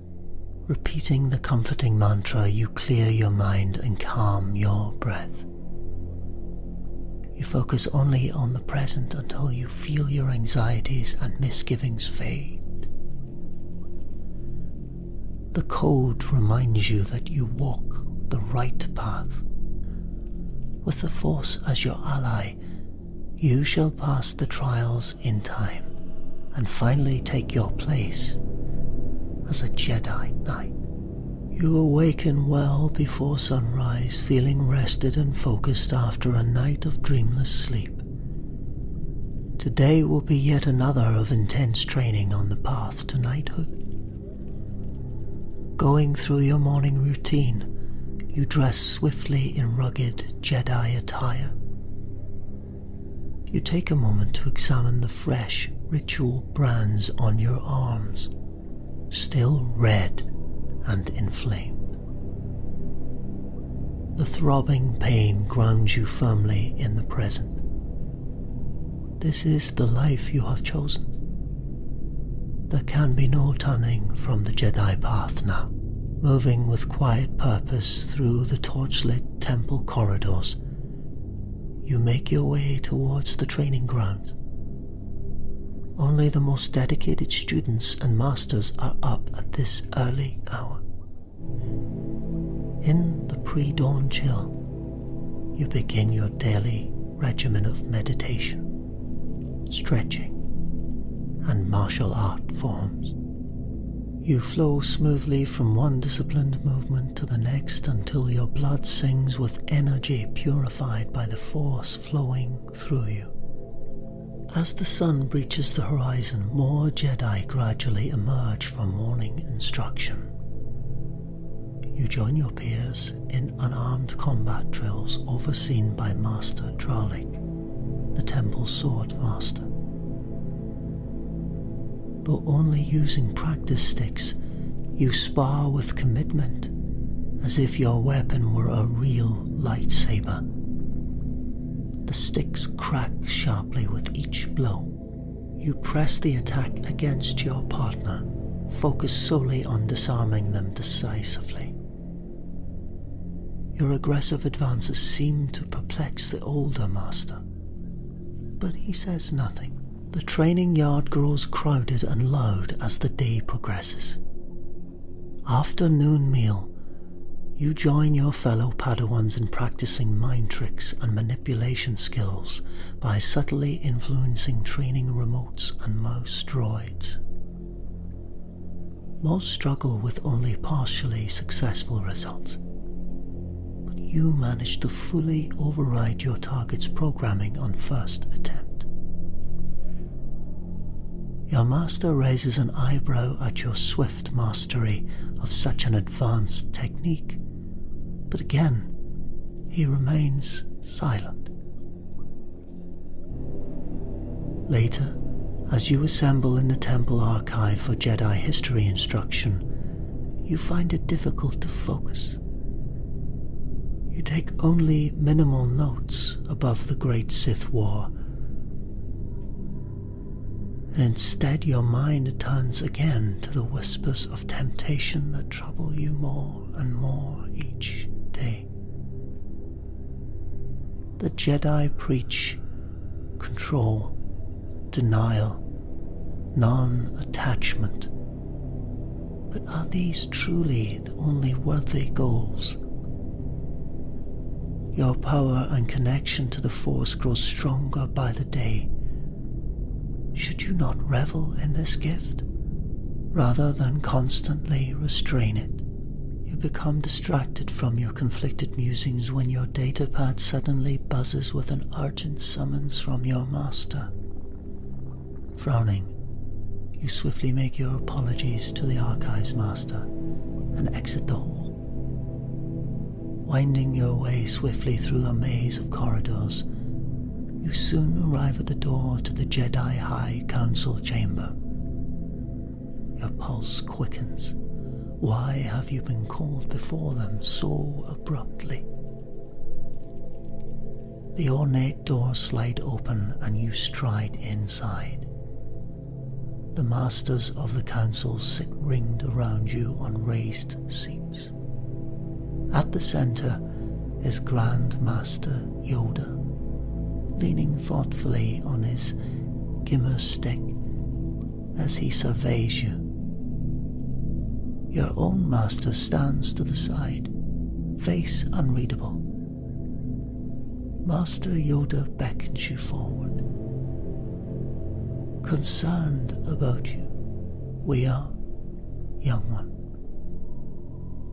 A disquiet in you the masters have sensed. Troubled you seem.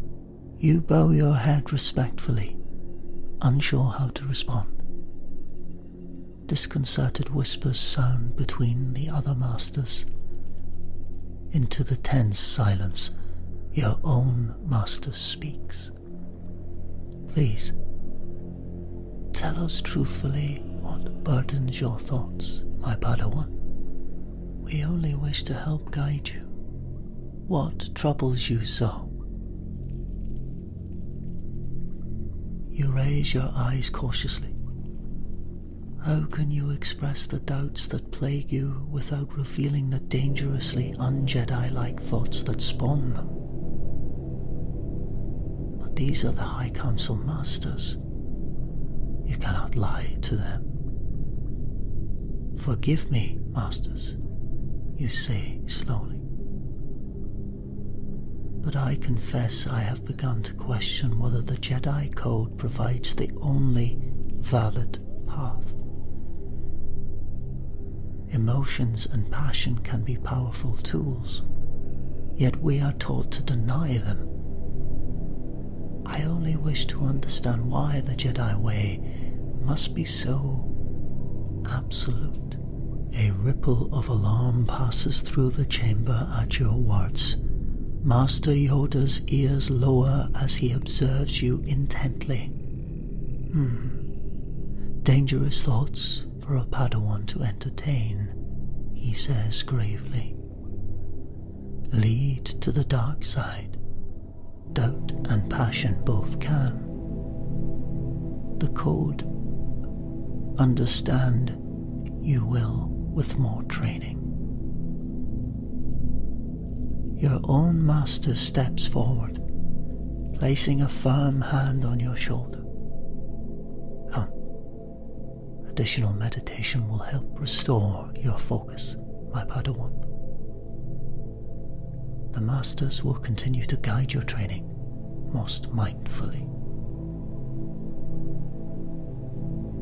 He leads you firmly from the chamber before you can argue further. But you sense a subtle shift in how the council now regards you. Their wariness has been awakened.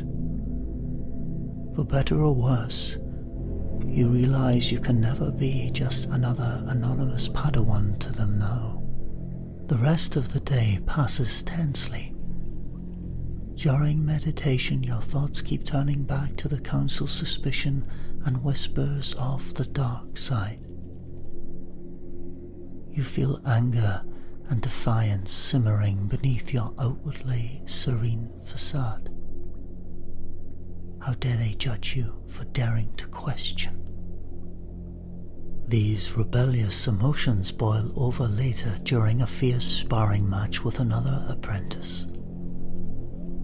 He manages to slip through your guard, delivering a stinging blow to your shoulder that brings you to one knee. For a split second, rage explodes through you. Calling deeply on the Force, you surge back to your feet and press a savage counterattack, driving your partner back relentlessly until he loses his footing and tumbles down hard.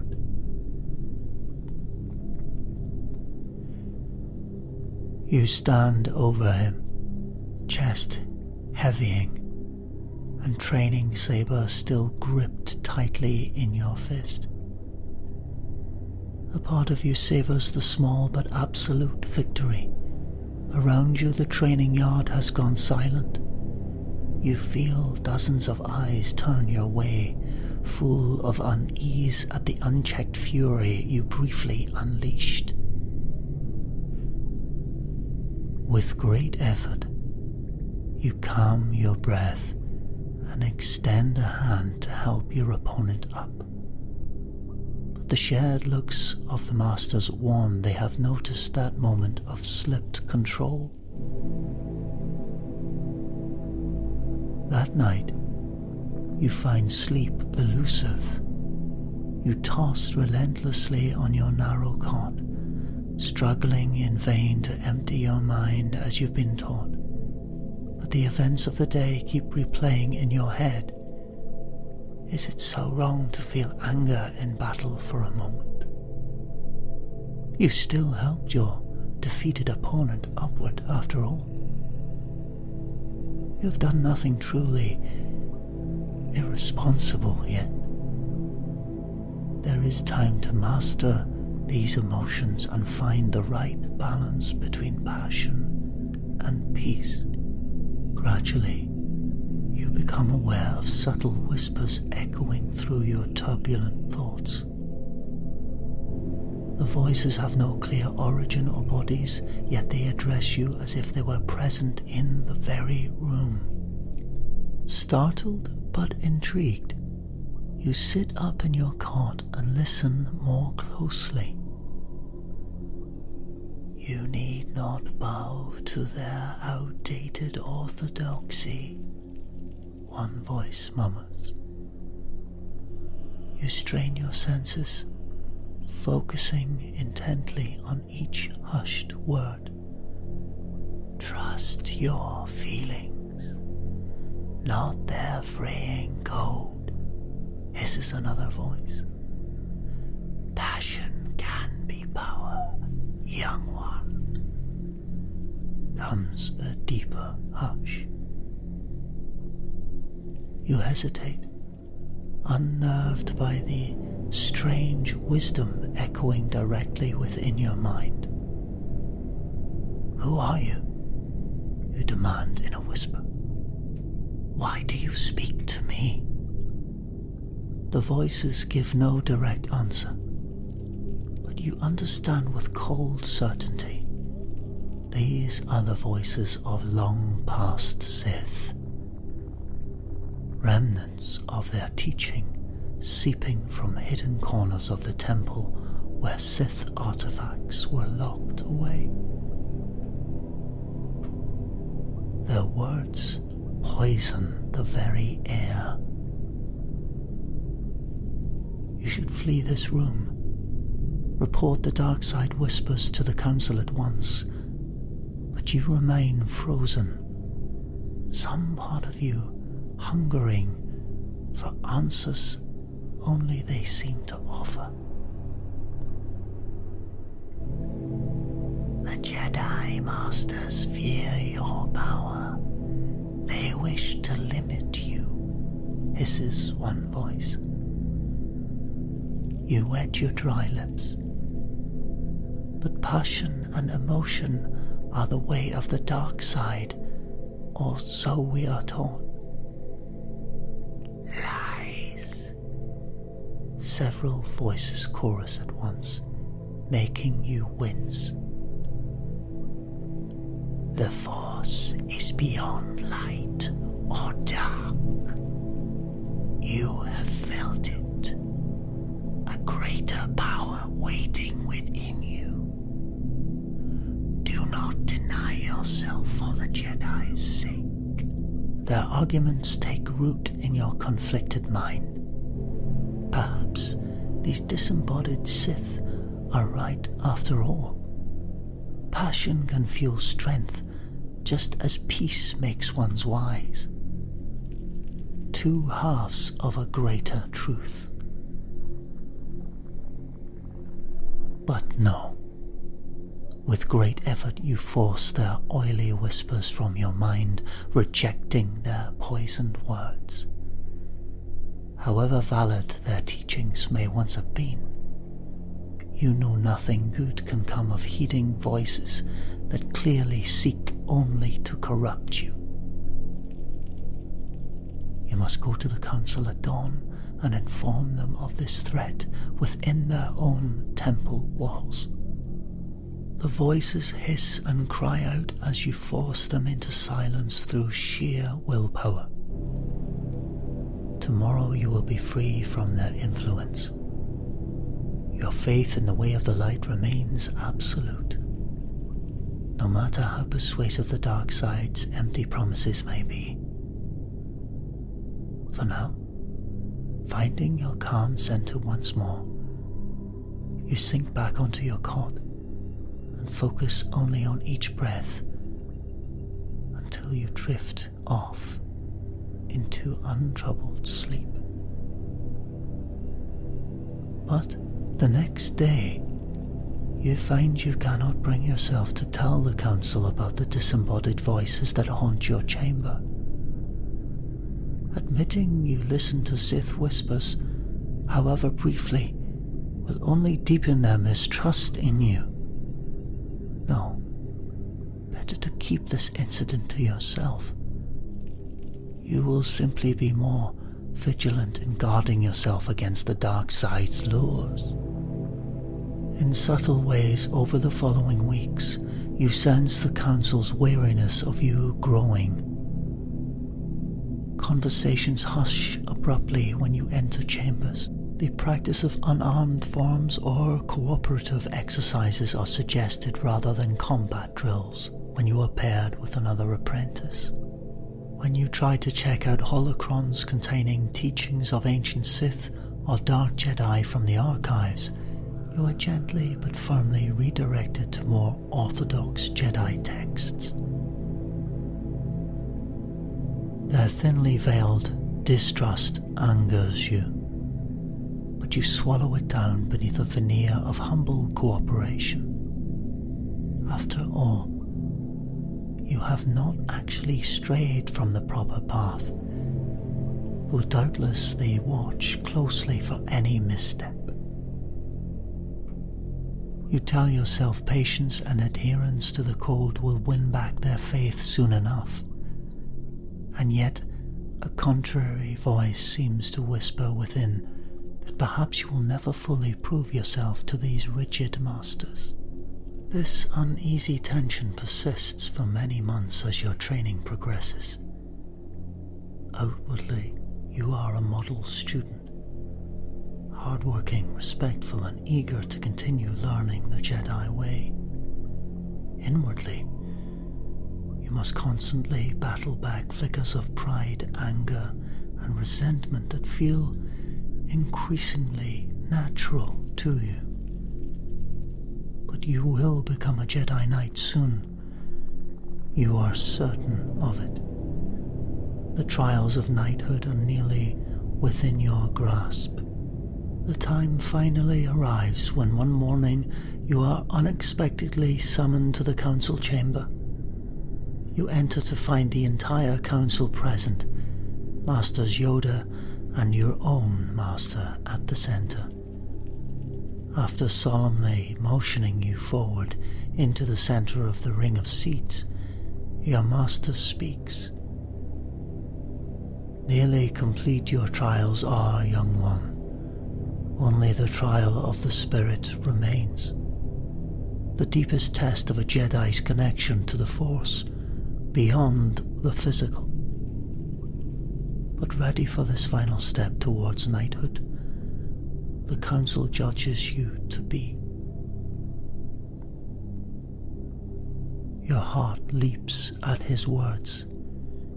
This is the chance to finally prove yourself once and for all and take your rightful place as a knight. Outwardly, you simply bow and reply solemnly, "Thank you, Masters. I am ready for whatever final trial you ask of me." Yoda nods, peering at you closely. Eager for knighthood you seem, young one. A complex trial this will be. Prepare, you must. You do not object to his dire tone, but cannot fully contain your excitement. You are so close. Soon enough, you are following your master down into the ancient catacombs beneath the temple along with one other council member. The air grows cold and stale as you descend through the torchlit tunnels far below the surface. At last you arrive in a small circular chamber. Ancient Sith artifacts and symbols line the walls and pillars, sparking a sense of darkness and foreboding. This place has been sealed away to neutralize the power of such dangerous relics, you realize. Master Yoda hobbles to the room's center where a heavy stone trapdoor seals off access to whatever awaits below. He gestures with his stick. There, you will face the final trial. Descend you must, and confront what lurks in the darkness. Your pulse races, but you step forward without hesitation. As you grasp the iron ring set in the door to wrench it open, your master stops you with a hand on your shoulder. Remember, this trial is not a test of arms or combat skill. Mastery over the deepest shadows within is what makes a true Jedi Knight. Trust in the Force to guide you. You nod, seizing your efforts to open the door. Slowing your excited breath, you close your eyes and re-center yourself in the light. The Force flows through you, granting patience and purpose.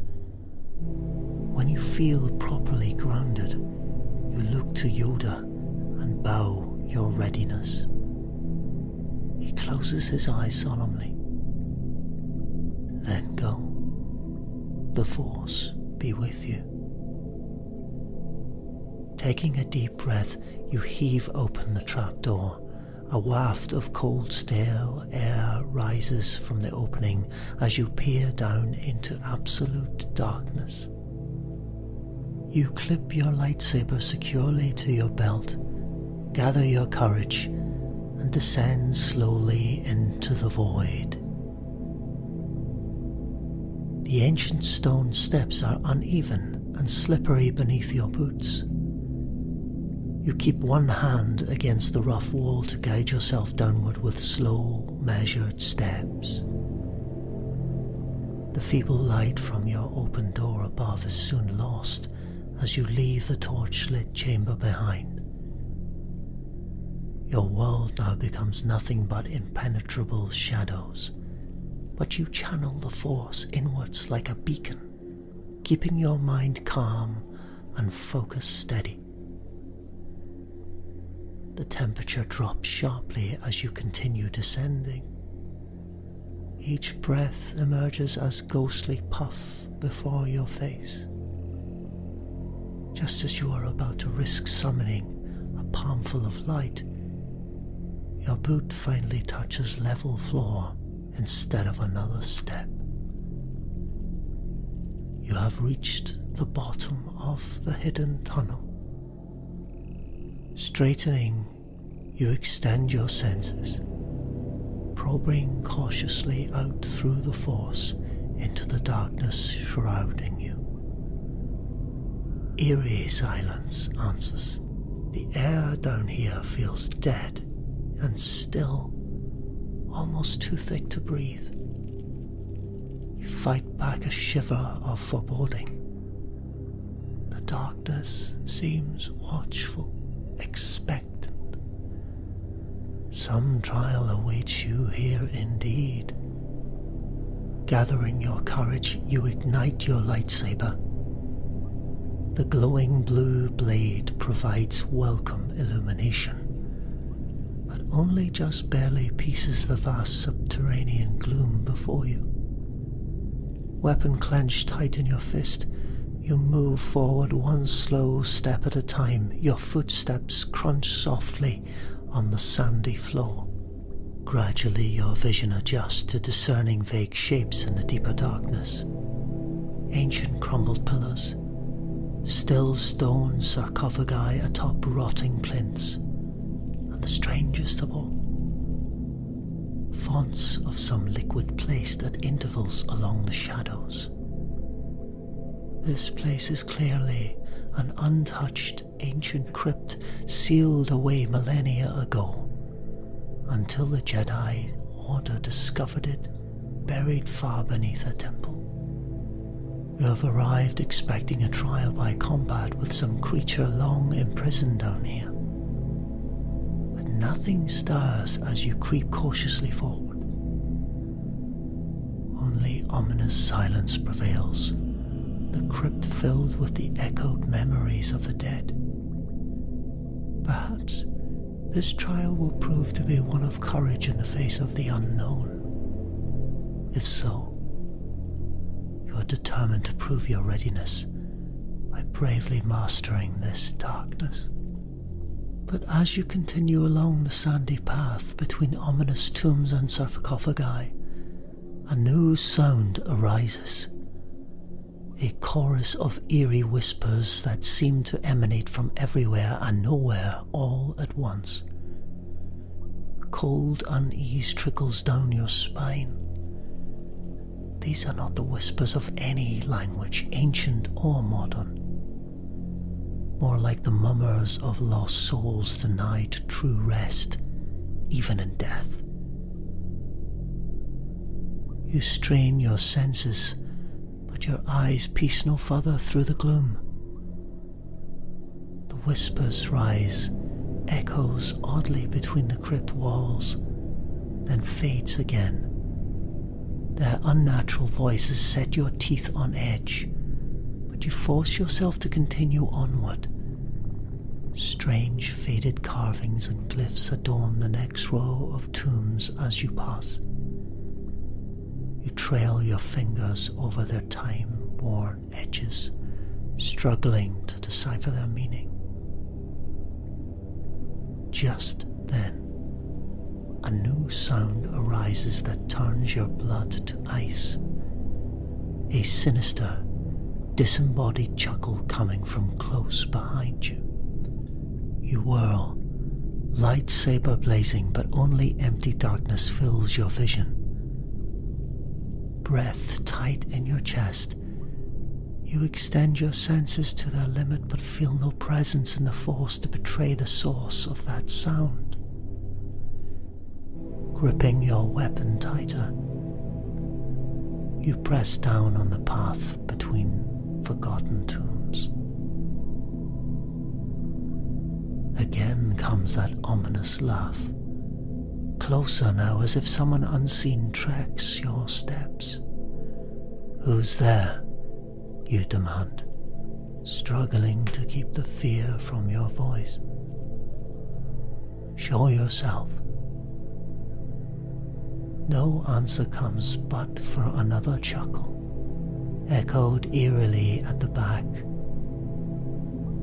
You remind yourself this is surely some illusion or trick. A test of courage rather than combat.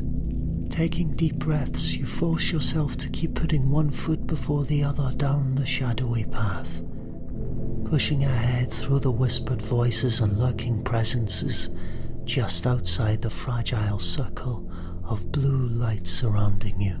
Eventually, the path opens up into a wide circular chamber ringed by pillars. At its center lies a sarcophagus atop a cracked obelisk. The ancient tomb looks to be the crypt's main focal point. Swallowing hard, you creep toward it, lightsaber held warily at your side. Strange ruins adorn the crumbling edifice. You circle it slowly, wary of any concealed threat, but only silence greets you now. Steeling yourself, you place a hand cautiously on the dusty sarcophagus lid. Exerting slow, steady force and hand pressure, you push aside the massive stone cover until it topples heavily off the obelisk. Peering within the shadowed niche thus revealed, you find a humanoid skeleton garbed in rotten finery crumbling to dust. It shows no signs of stirring to unnatural life. This long entombed ruler will remain at rest. Brow furrowed in puzzlement, you turn away from the despoiled burial vault. Clearly, no literal monster awaited you here, as expected. Perhaps simply descending to confront the domain of the dead was trial enough for the council. Your thoughts are interrupted by a new sound. A visceral sloshing noise from somewhere close behind. You whirl, lightsaber raised in anticipation of some shambling horror risen from a violated tomb. But again, only empty darkness surrounds you. The mysterious sound comes again from off to your left now. A moist, thick, liquid noise, followed by an eager gulping. A drop of cold dread trickles down your spine at the chillingly familiarity of it. No, it cannot be. You stand rooted, staring wildly about for the source. Again comes that visceral noise of drinking deeply from some unseen font. Too late you realize the peril. The bone-chingling sound issues from one of the liquid-filled basins you passed earlier. Those still fountains contain no ordinary refreshment, but some unholy dark power never meant to be drunk by living throats. Even as recognition dawns, awful cackles rise up from multiple directions at once. You ignite your lightsaber to dispel the shadows whirring wildly in search of attackers. But only your own echoing, panting breaths answer in the vast blackness. No one and nothing appears. And yet you sense the presence of hungry shadows drawing slowly nearer. With building dread, you realize the cold truth. You have violated this ancient crypt, and in doing so awakened an insidious evil that stalked these halls eons before the Jedi ever built their temple overhead.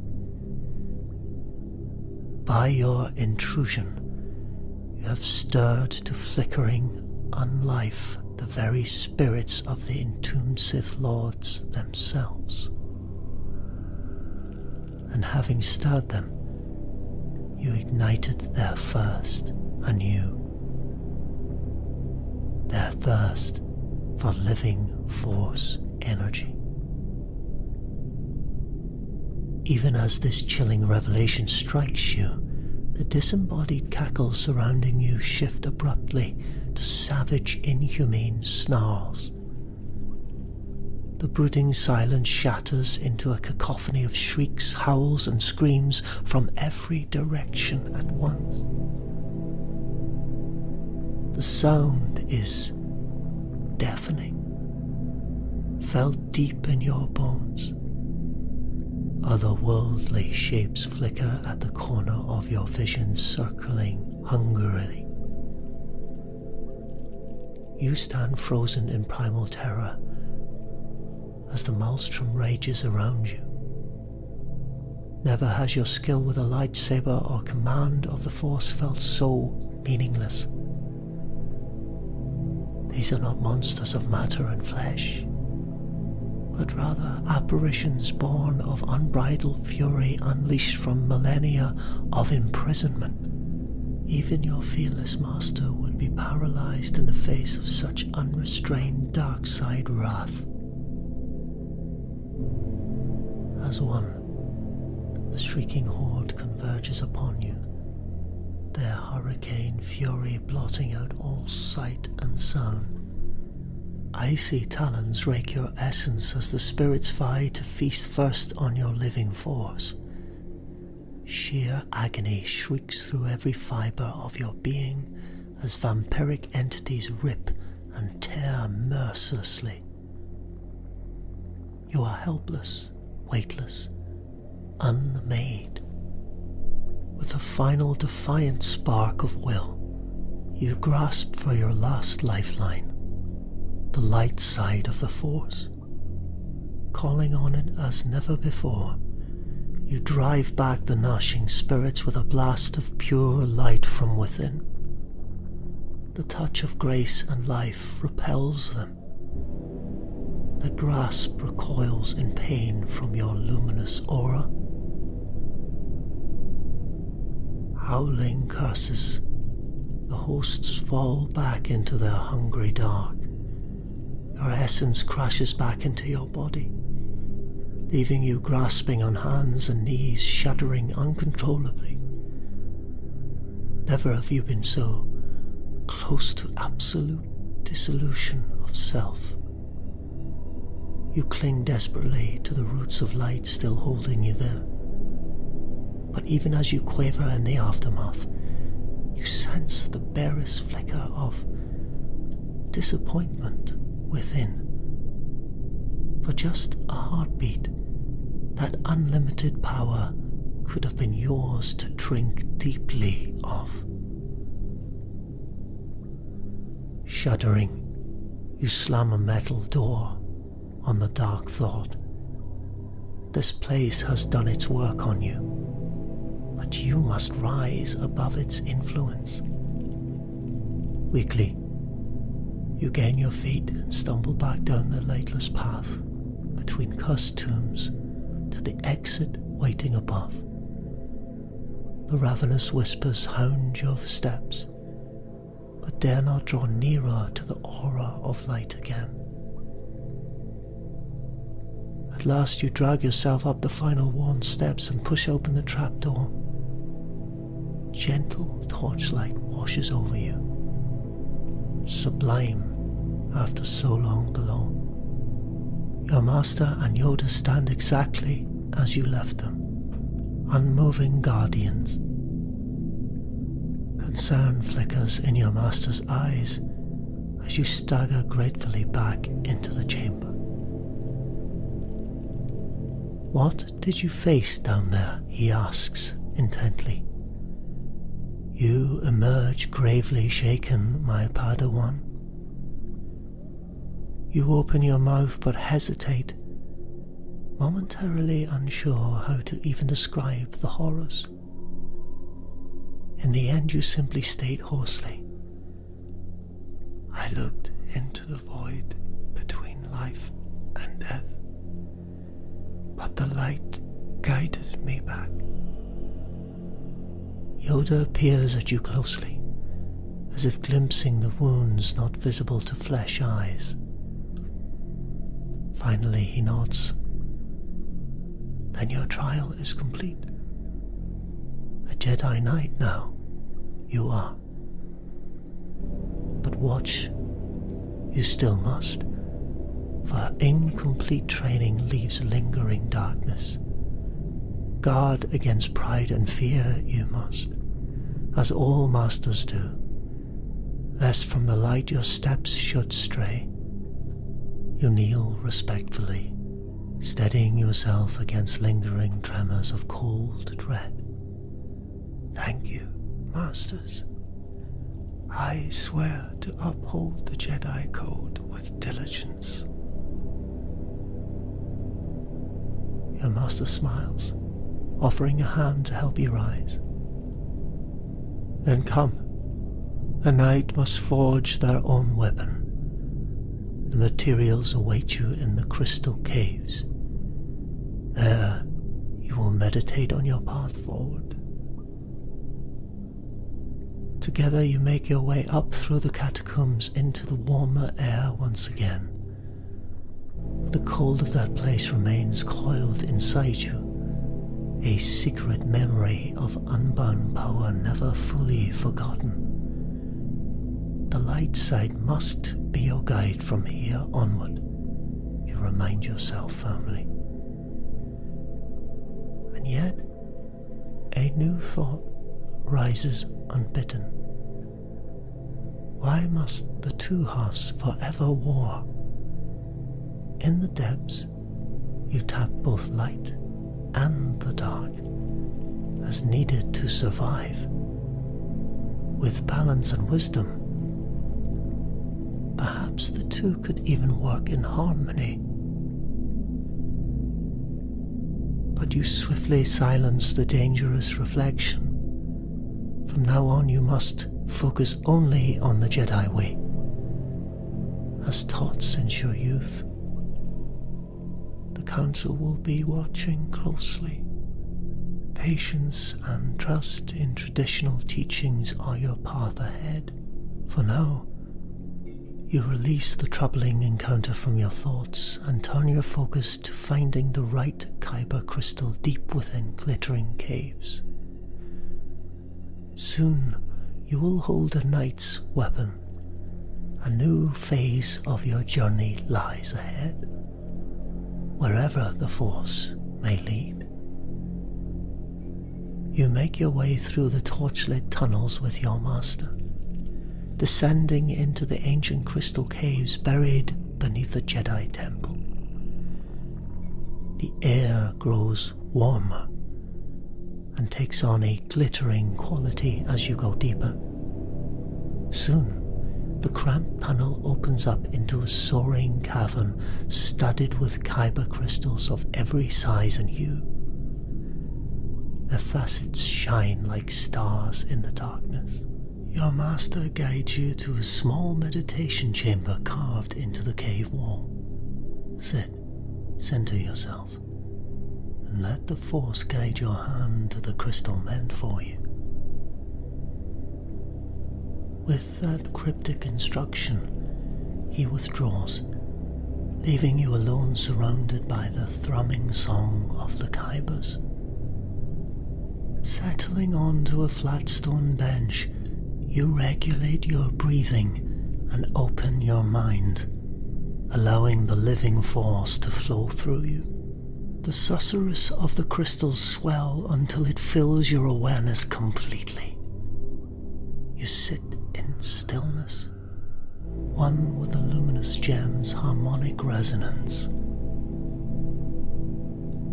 Gradually, you become aware of a single pure node rising above the rest. You open your eyes, immediately drawn to the one unassuming crystal emitting a bright ultrasonic chime. Hardly the largest kyber, but you know intrinsically this one calls to you. Rising, you approach it, where it sprouts from a crevice in the cave wall. You lay out your hand gently over its smooth facets. A startling clarity rings through your mind at the contact. This is the heart of the blade that will serve and define you henceforth as a Jedi Knight. Gripping the crystal firmly between both hands, you exert slow, steady pressure through the Force. With a musical crack, the gem comes free in your hands, leaving the crystal's dust to drift down. You lift your kyber triumphantly, admiring its inner fire. Already your saber takes shape in your mind's eye. You spend the next several days in your quarters, focused on constructing the hilt that will contain your crystal. Guiding hands and Force through meticulous work, you shape an elegant but simple metal cylinder grip. Once satisfied, You seal your crystal securely within, completing your first lightsaber. The finished hilt sits heavy in your hand, awaiting its activation. Closing your eyes, you reach out with your feelings and brush the ignition switch with the Force. A sudden snap hiss splits the air, followed by the iconic sound of a lightsaber blade igniting. You open your eyes to behold your weapon thrumming before you. Its glowing blue plasma blade reflected in your eyes. Over the next few weeks, your training progresses to honing mastery over your new blade. Your movements flow smoothly from one form to the next in sparring matches. The saber becomes like an extension of your own body, perfectly balanced and attuned to your touch. In combat drills against remotes, you deflect incoming stun bolts with rapid reflexes earned through long practice. Finally, the day arrives when you will face your greatest test yet. Sparring against your own master in the temple training hall. Apprentice defeating master with non-lethal blades remains one of the final rituals in becoming a full Jedi Knight. Excitement and anxiety churn within you as you enter the torch-lit hall and ignite the saber with a distinctive snap and hiss. Your master activates his own blade in answer. The blade is an outer expression of the heart. Let us see how far you have come, my former Padawan. With a respectful salute, the duel begins. You leap forward, blade angled at a testing first strike. A dizzying clash of blows follows as you feel each other out, blue plasma flashing rapidly. Even one missed parry could mean bruising or burns. You give no quarter, doing your utmost to penetrate your master's guard. He comes dangerously close as you struggle to hold off his fierce experience. With a sharp turn of his wrist, your master feints left and whips his blade in from the right, forcing you into a frantic retreat. You realize he has only been toying with you until now. Jaw clenched, you draw deeply on the Force, determined to meet his full, ruthless, offensive strength for strength. You become a vessel, letting power flow through you unchecked. In this state, your reactions take on near precognitive speed, foreseeing each strike before it happens. Together you become a dazzling wheel of lethal motion, boots scuffling wildly on the stone floor. Still evenly matched, the duel seems it may rage without end. But the intensity cannot last. Your master is tiring, reactions slowing fractionally as his age outweighs experience. With startling clarity, you realize the moment to strike has come. Allowing the Force to guide your hand, you feint a high slash, then pivot low into an unstoppable thrust. Your blade finds its mark, burying deep in your master's abdomen. You both stand frozen for a terrible moment. Disbelief wars with pained acceptance in your master's face. Then his deactivated lightsaber clatters to the floor alongside your still embedded blade. You have won. You release your hilt as if stung, horrified by what you have done in the intensity of combat. You grab your master's shoulders as he sinks to his knees. Master, forgive me. I did not intend. But he shakes his head firmly, features tight with pain yet composed. No forgiveness needed.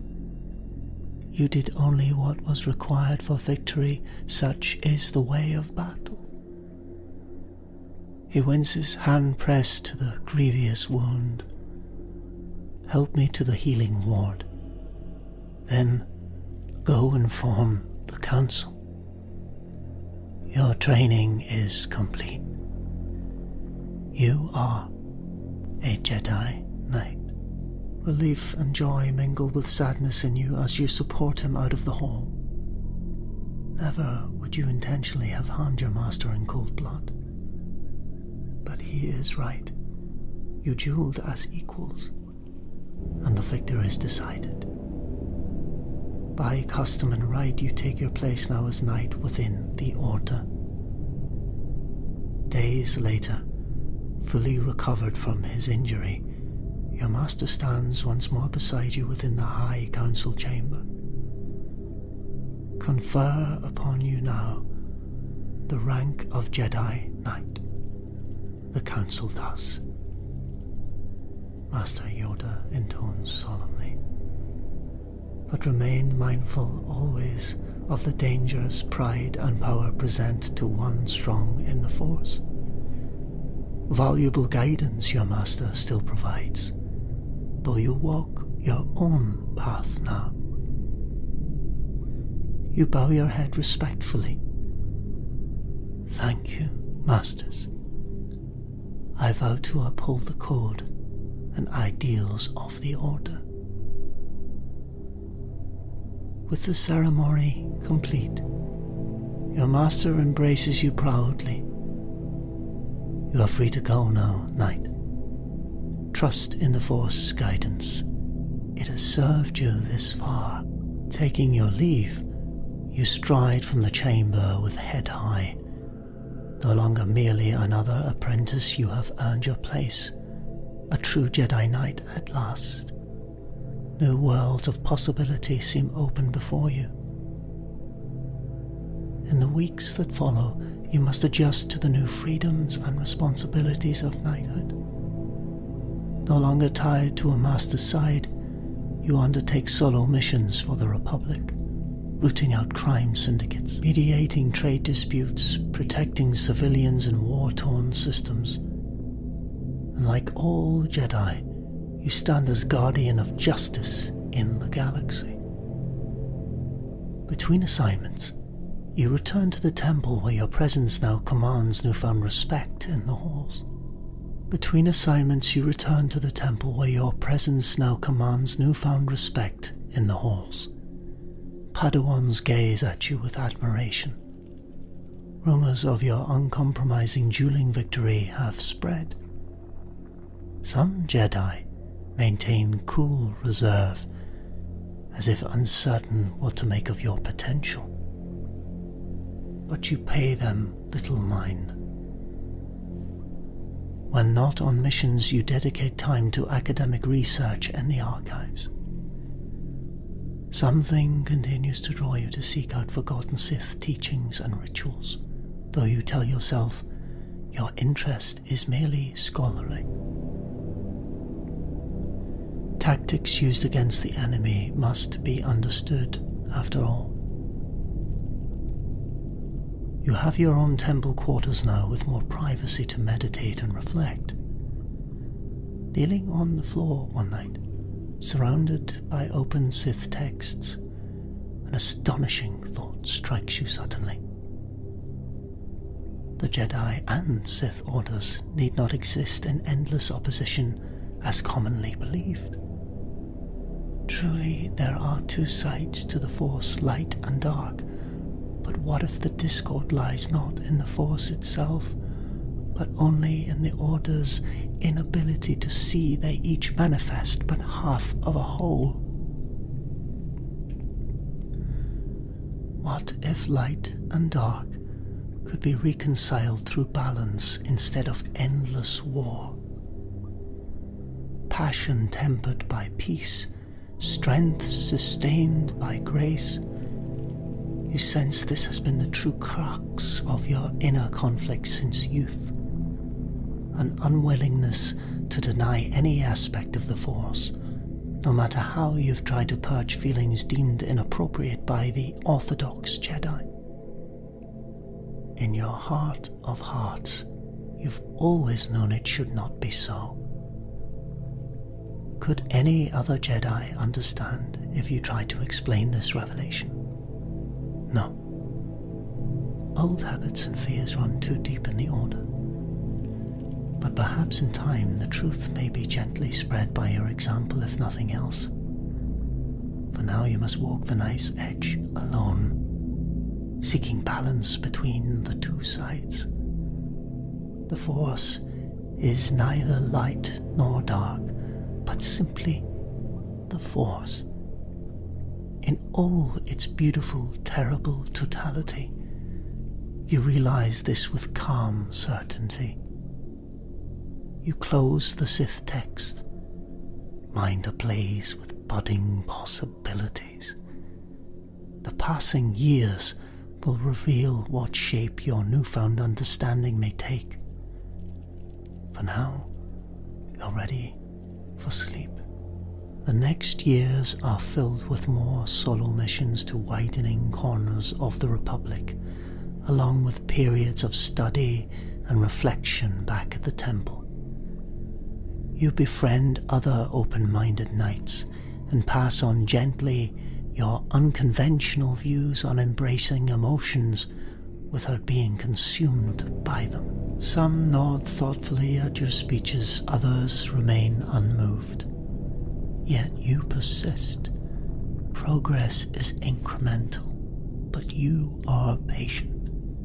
Frustratingly, though, the Council's distrust towards you lingers, perhaps even grows. They speak diplomatically enough during mission briefings, but their hawk-like scrutiny of your every move, word, and report leaves you simmering. After decades of devoted service, they still wait watchfully for any sign of deviation from orthodoxy. You take care to shield your true feelings when around them, presenting only a projection of the ideal Jedi Knight they expect you to be. Better not to provoke them needlessly before your influence grows. And yet, a rebellious part of you hungers for the freedom to embrace and speak all your insights without prudent restraints. For now, you curb your tongue. There may come a time to act boldly, but it has not yet arrived. For now, you seek outlets elsewhere. During lengthy hyperspace journeys, you practice with your lightsaber to hours on end, honing your skills even sharper. You delve deeper into obscure sorceries in the archives, no longer caring if your interest seems suspicious. When pursuit of a target gets drawn out, you tap increasingly into aggression and even satisfaction upon finally exacting justice. True darkness has no hold over you. You rely on passions without being mastered by them, or so you believe. In quiet moments of meditation, a small voice sometimes questions whether you toe to a precarious line. Passion and emotion by nature seek to control and consume if not checked. Have you truly mastered balance as you claim, or only slipped further in a gradual descent down a darkened path? You silence the boresome doubts fiercely. The Force guides you, and your connection to it only grows mightier. Serenely, you continue on your self-appointed path. until one fateful mission changes everything. The Council summons you to investigate a hidden readout of the Sith, where stolen Jedi artifacts are allegedly being stored. Such a sacrilege cannot be allowed to persist. The Council orders you to infiltrate swiftly and destroy the entire complex before it vanishes again. Landing your starship discreetly amidst desert mesas on a remote world, you stealthily approach the ancient stone temple under moonlight. The dark side hangs heavy here. Strange shrieks echo from within, along with a pulsing crimson glow in the carved window slits. Your lightsaber thrums to life in your hand, casting your face in icy blue as you prepare to storm the accursed place alone. Shadows swarm alarmingly as you slash your blade through stone and mortar barring entry. The shrieks and pulse intensify in fury. You wade heedlessly through the darkness, dispatching nightmarish creatures with efficiency slashes as you demolish idol, relic, and whatever else crosses your path. In this moment, you are vengeance incarnate, determined to expunge this blasphemy completely. When the last idol crashes to the ground, you stand amidst smouldering rubble, breathing heavily. It is done. No trace remains of the Sith's sacrilege. A wave of grim satisfaction crashes over you. This victory, this righteous annihilation, is only a small taste of the cleansing justice you could one day wreak on all the Sith Order's corrupting influences. But hard on that dizzying thought's heels comes horrifying realization. Force, what have you done? The Council ordered only the artifacts destroyed, not wholesale slaughter. For your motivation just now had not been duty, but raw passion, fury, hatred, thrill of destruction. The very dark side energies you convinced yourself you'd learn to temper and control. A profound numbness spreads through your limbs. For the first time, you truly recognize the line that you have crossed. Passion had gained gradual mastery over you rather than the reverse. Your choices can only lead further down this damned road. To continue would mean forsaking the Jedi path completely. Through the settling smoke appears a figure you had sensed observing hidden in the darkness. An actual flesh and blood Sith. His red blade ignites as he surveys you, standing staggered amidst the smouldering ruins. What a waste, he hisses through his fearsome mask. All that power turned against itself by Jedi programming.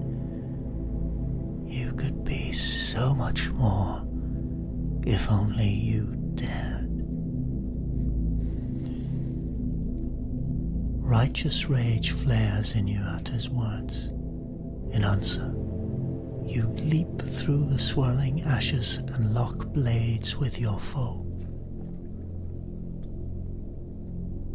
A sinister chuckle echoes from his mask as he rapidly drives you back, consumed by darkness-fueled fury while he retains cold control. Look at you now, the perfect Jedi, he taunts, as your unstable blow glance off his effortless defense. No freedom, no truth, only pathetic denial of your own strength. With a growl, you unleash a reckless whirlwind series of strikes, drawing deep on emotion to try and overwhelm him through sheer force. But your fury blinds you. With almost casual ease he parries, piercing your defenses. His red blade plunges through your chest, just above the heart. Agony and shock crashes over you. Lungs heaving desperately for air, you sink to your knees. Your foe stands over you, tilting his head as if in curiosity. This shadowy executioner once walked the same path as you in his younger days. But he turned from the light completely, seduced by the dark side's temptation of power without limits. And now your futile struggle ends here, unless it did not have to be this way. The Sith muses calmly, as if to himself. You are so close to transcending their lies. He raises his blade dramatically for the finishing blow. With your last flicker of strength, you drop your weapon and raise an empty hand, open palm. No, I see the truth now. Your voice is choked but resolved. There is no strength in passion alone, only ruin. Please, help me back to the light. Your enemy hesitates, snarled words dying in his shadowed throat. Silence hangs over the ruins. Then with a growl of frustration, he deactivates his blade and turns away. Then crawl away and perish, slave of the Jedi. I have better uses for my time than mercy. His boots scrape sharply on the rubble as he moves to leave. Blood bubbles up in your throat as your punctured organs fail.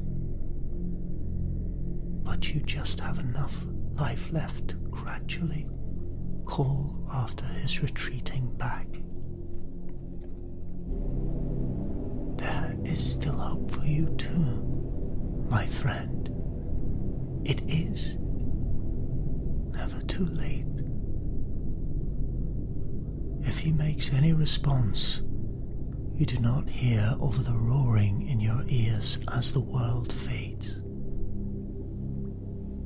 With your remaining heartbeats, you center every fiber of your being back on the light, releasing fear and regret.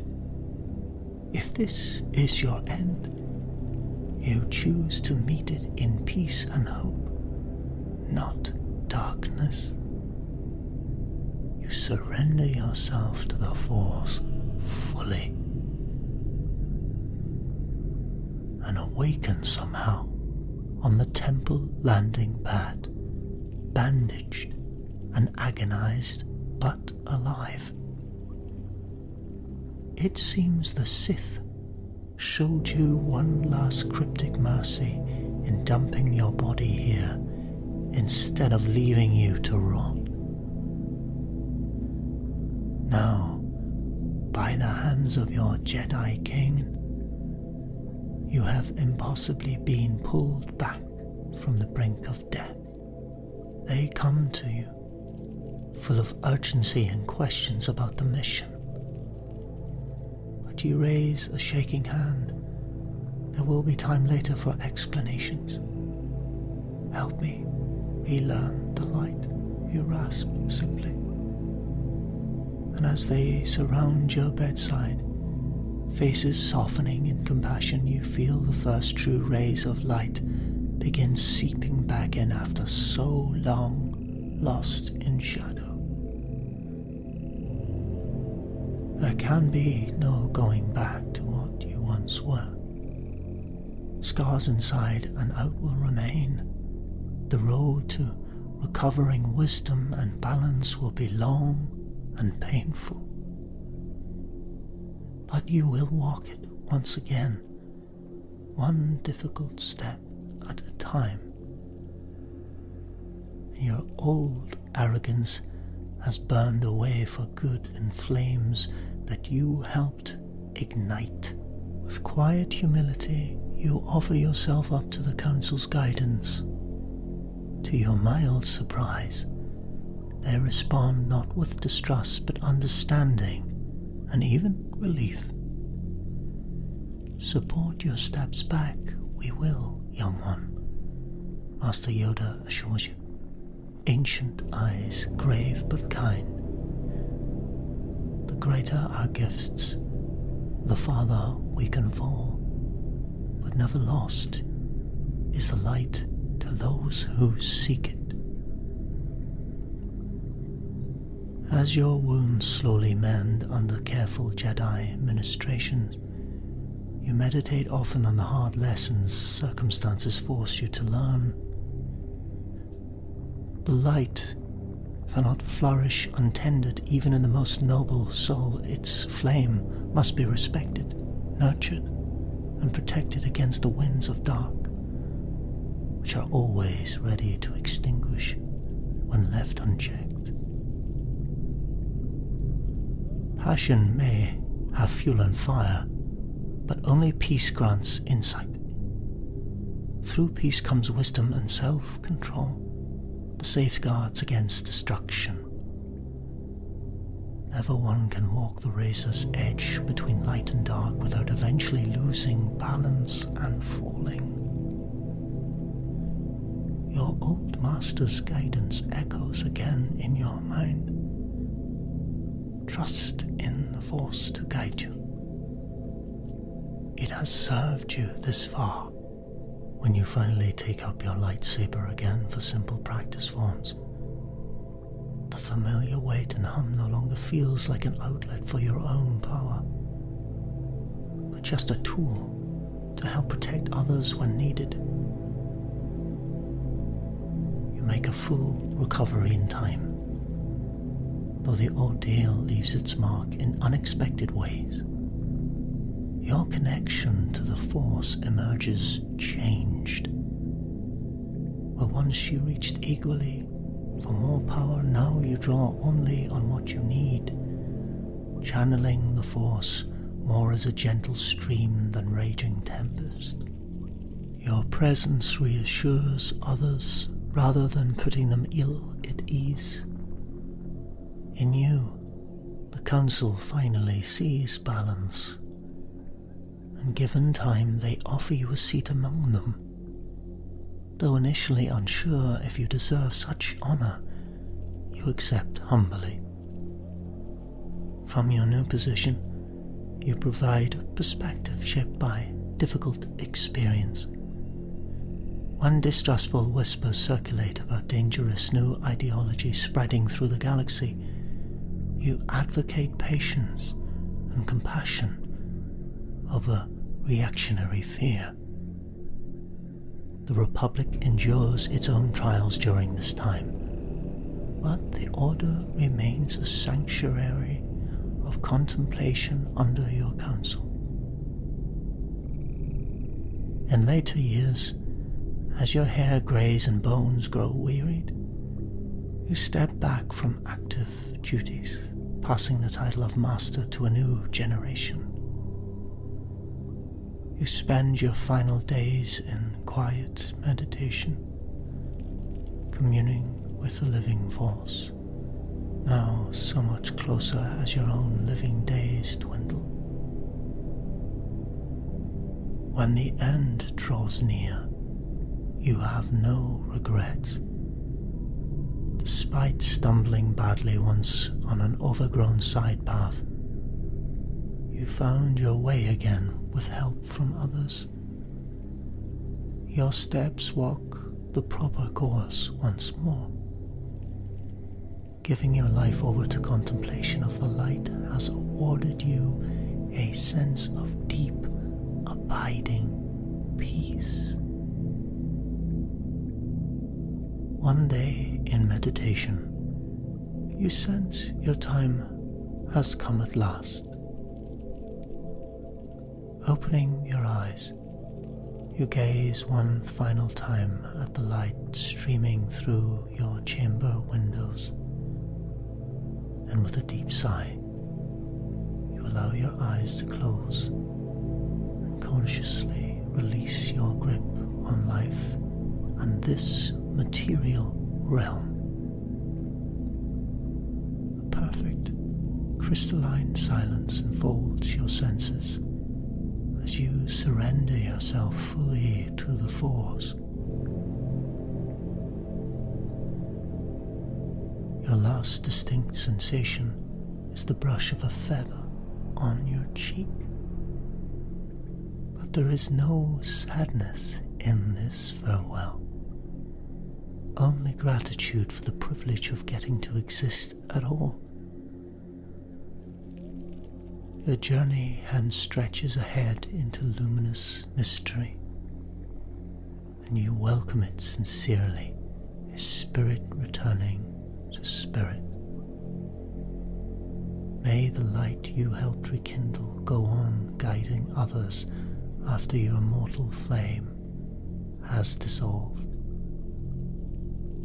With this final thought, you pass gently out of the life you once knew, and onward once more.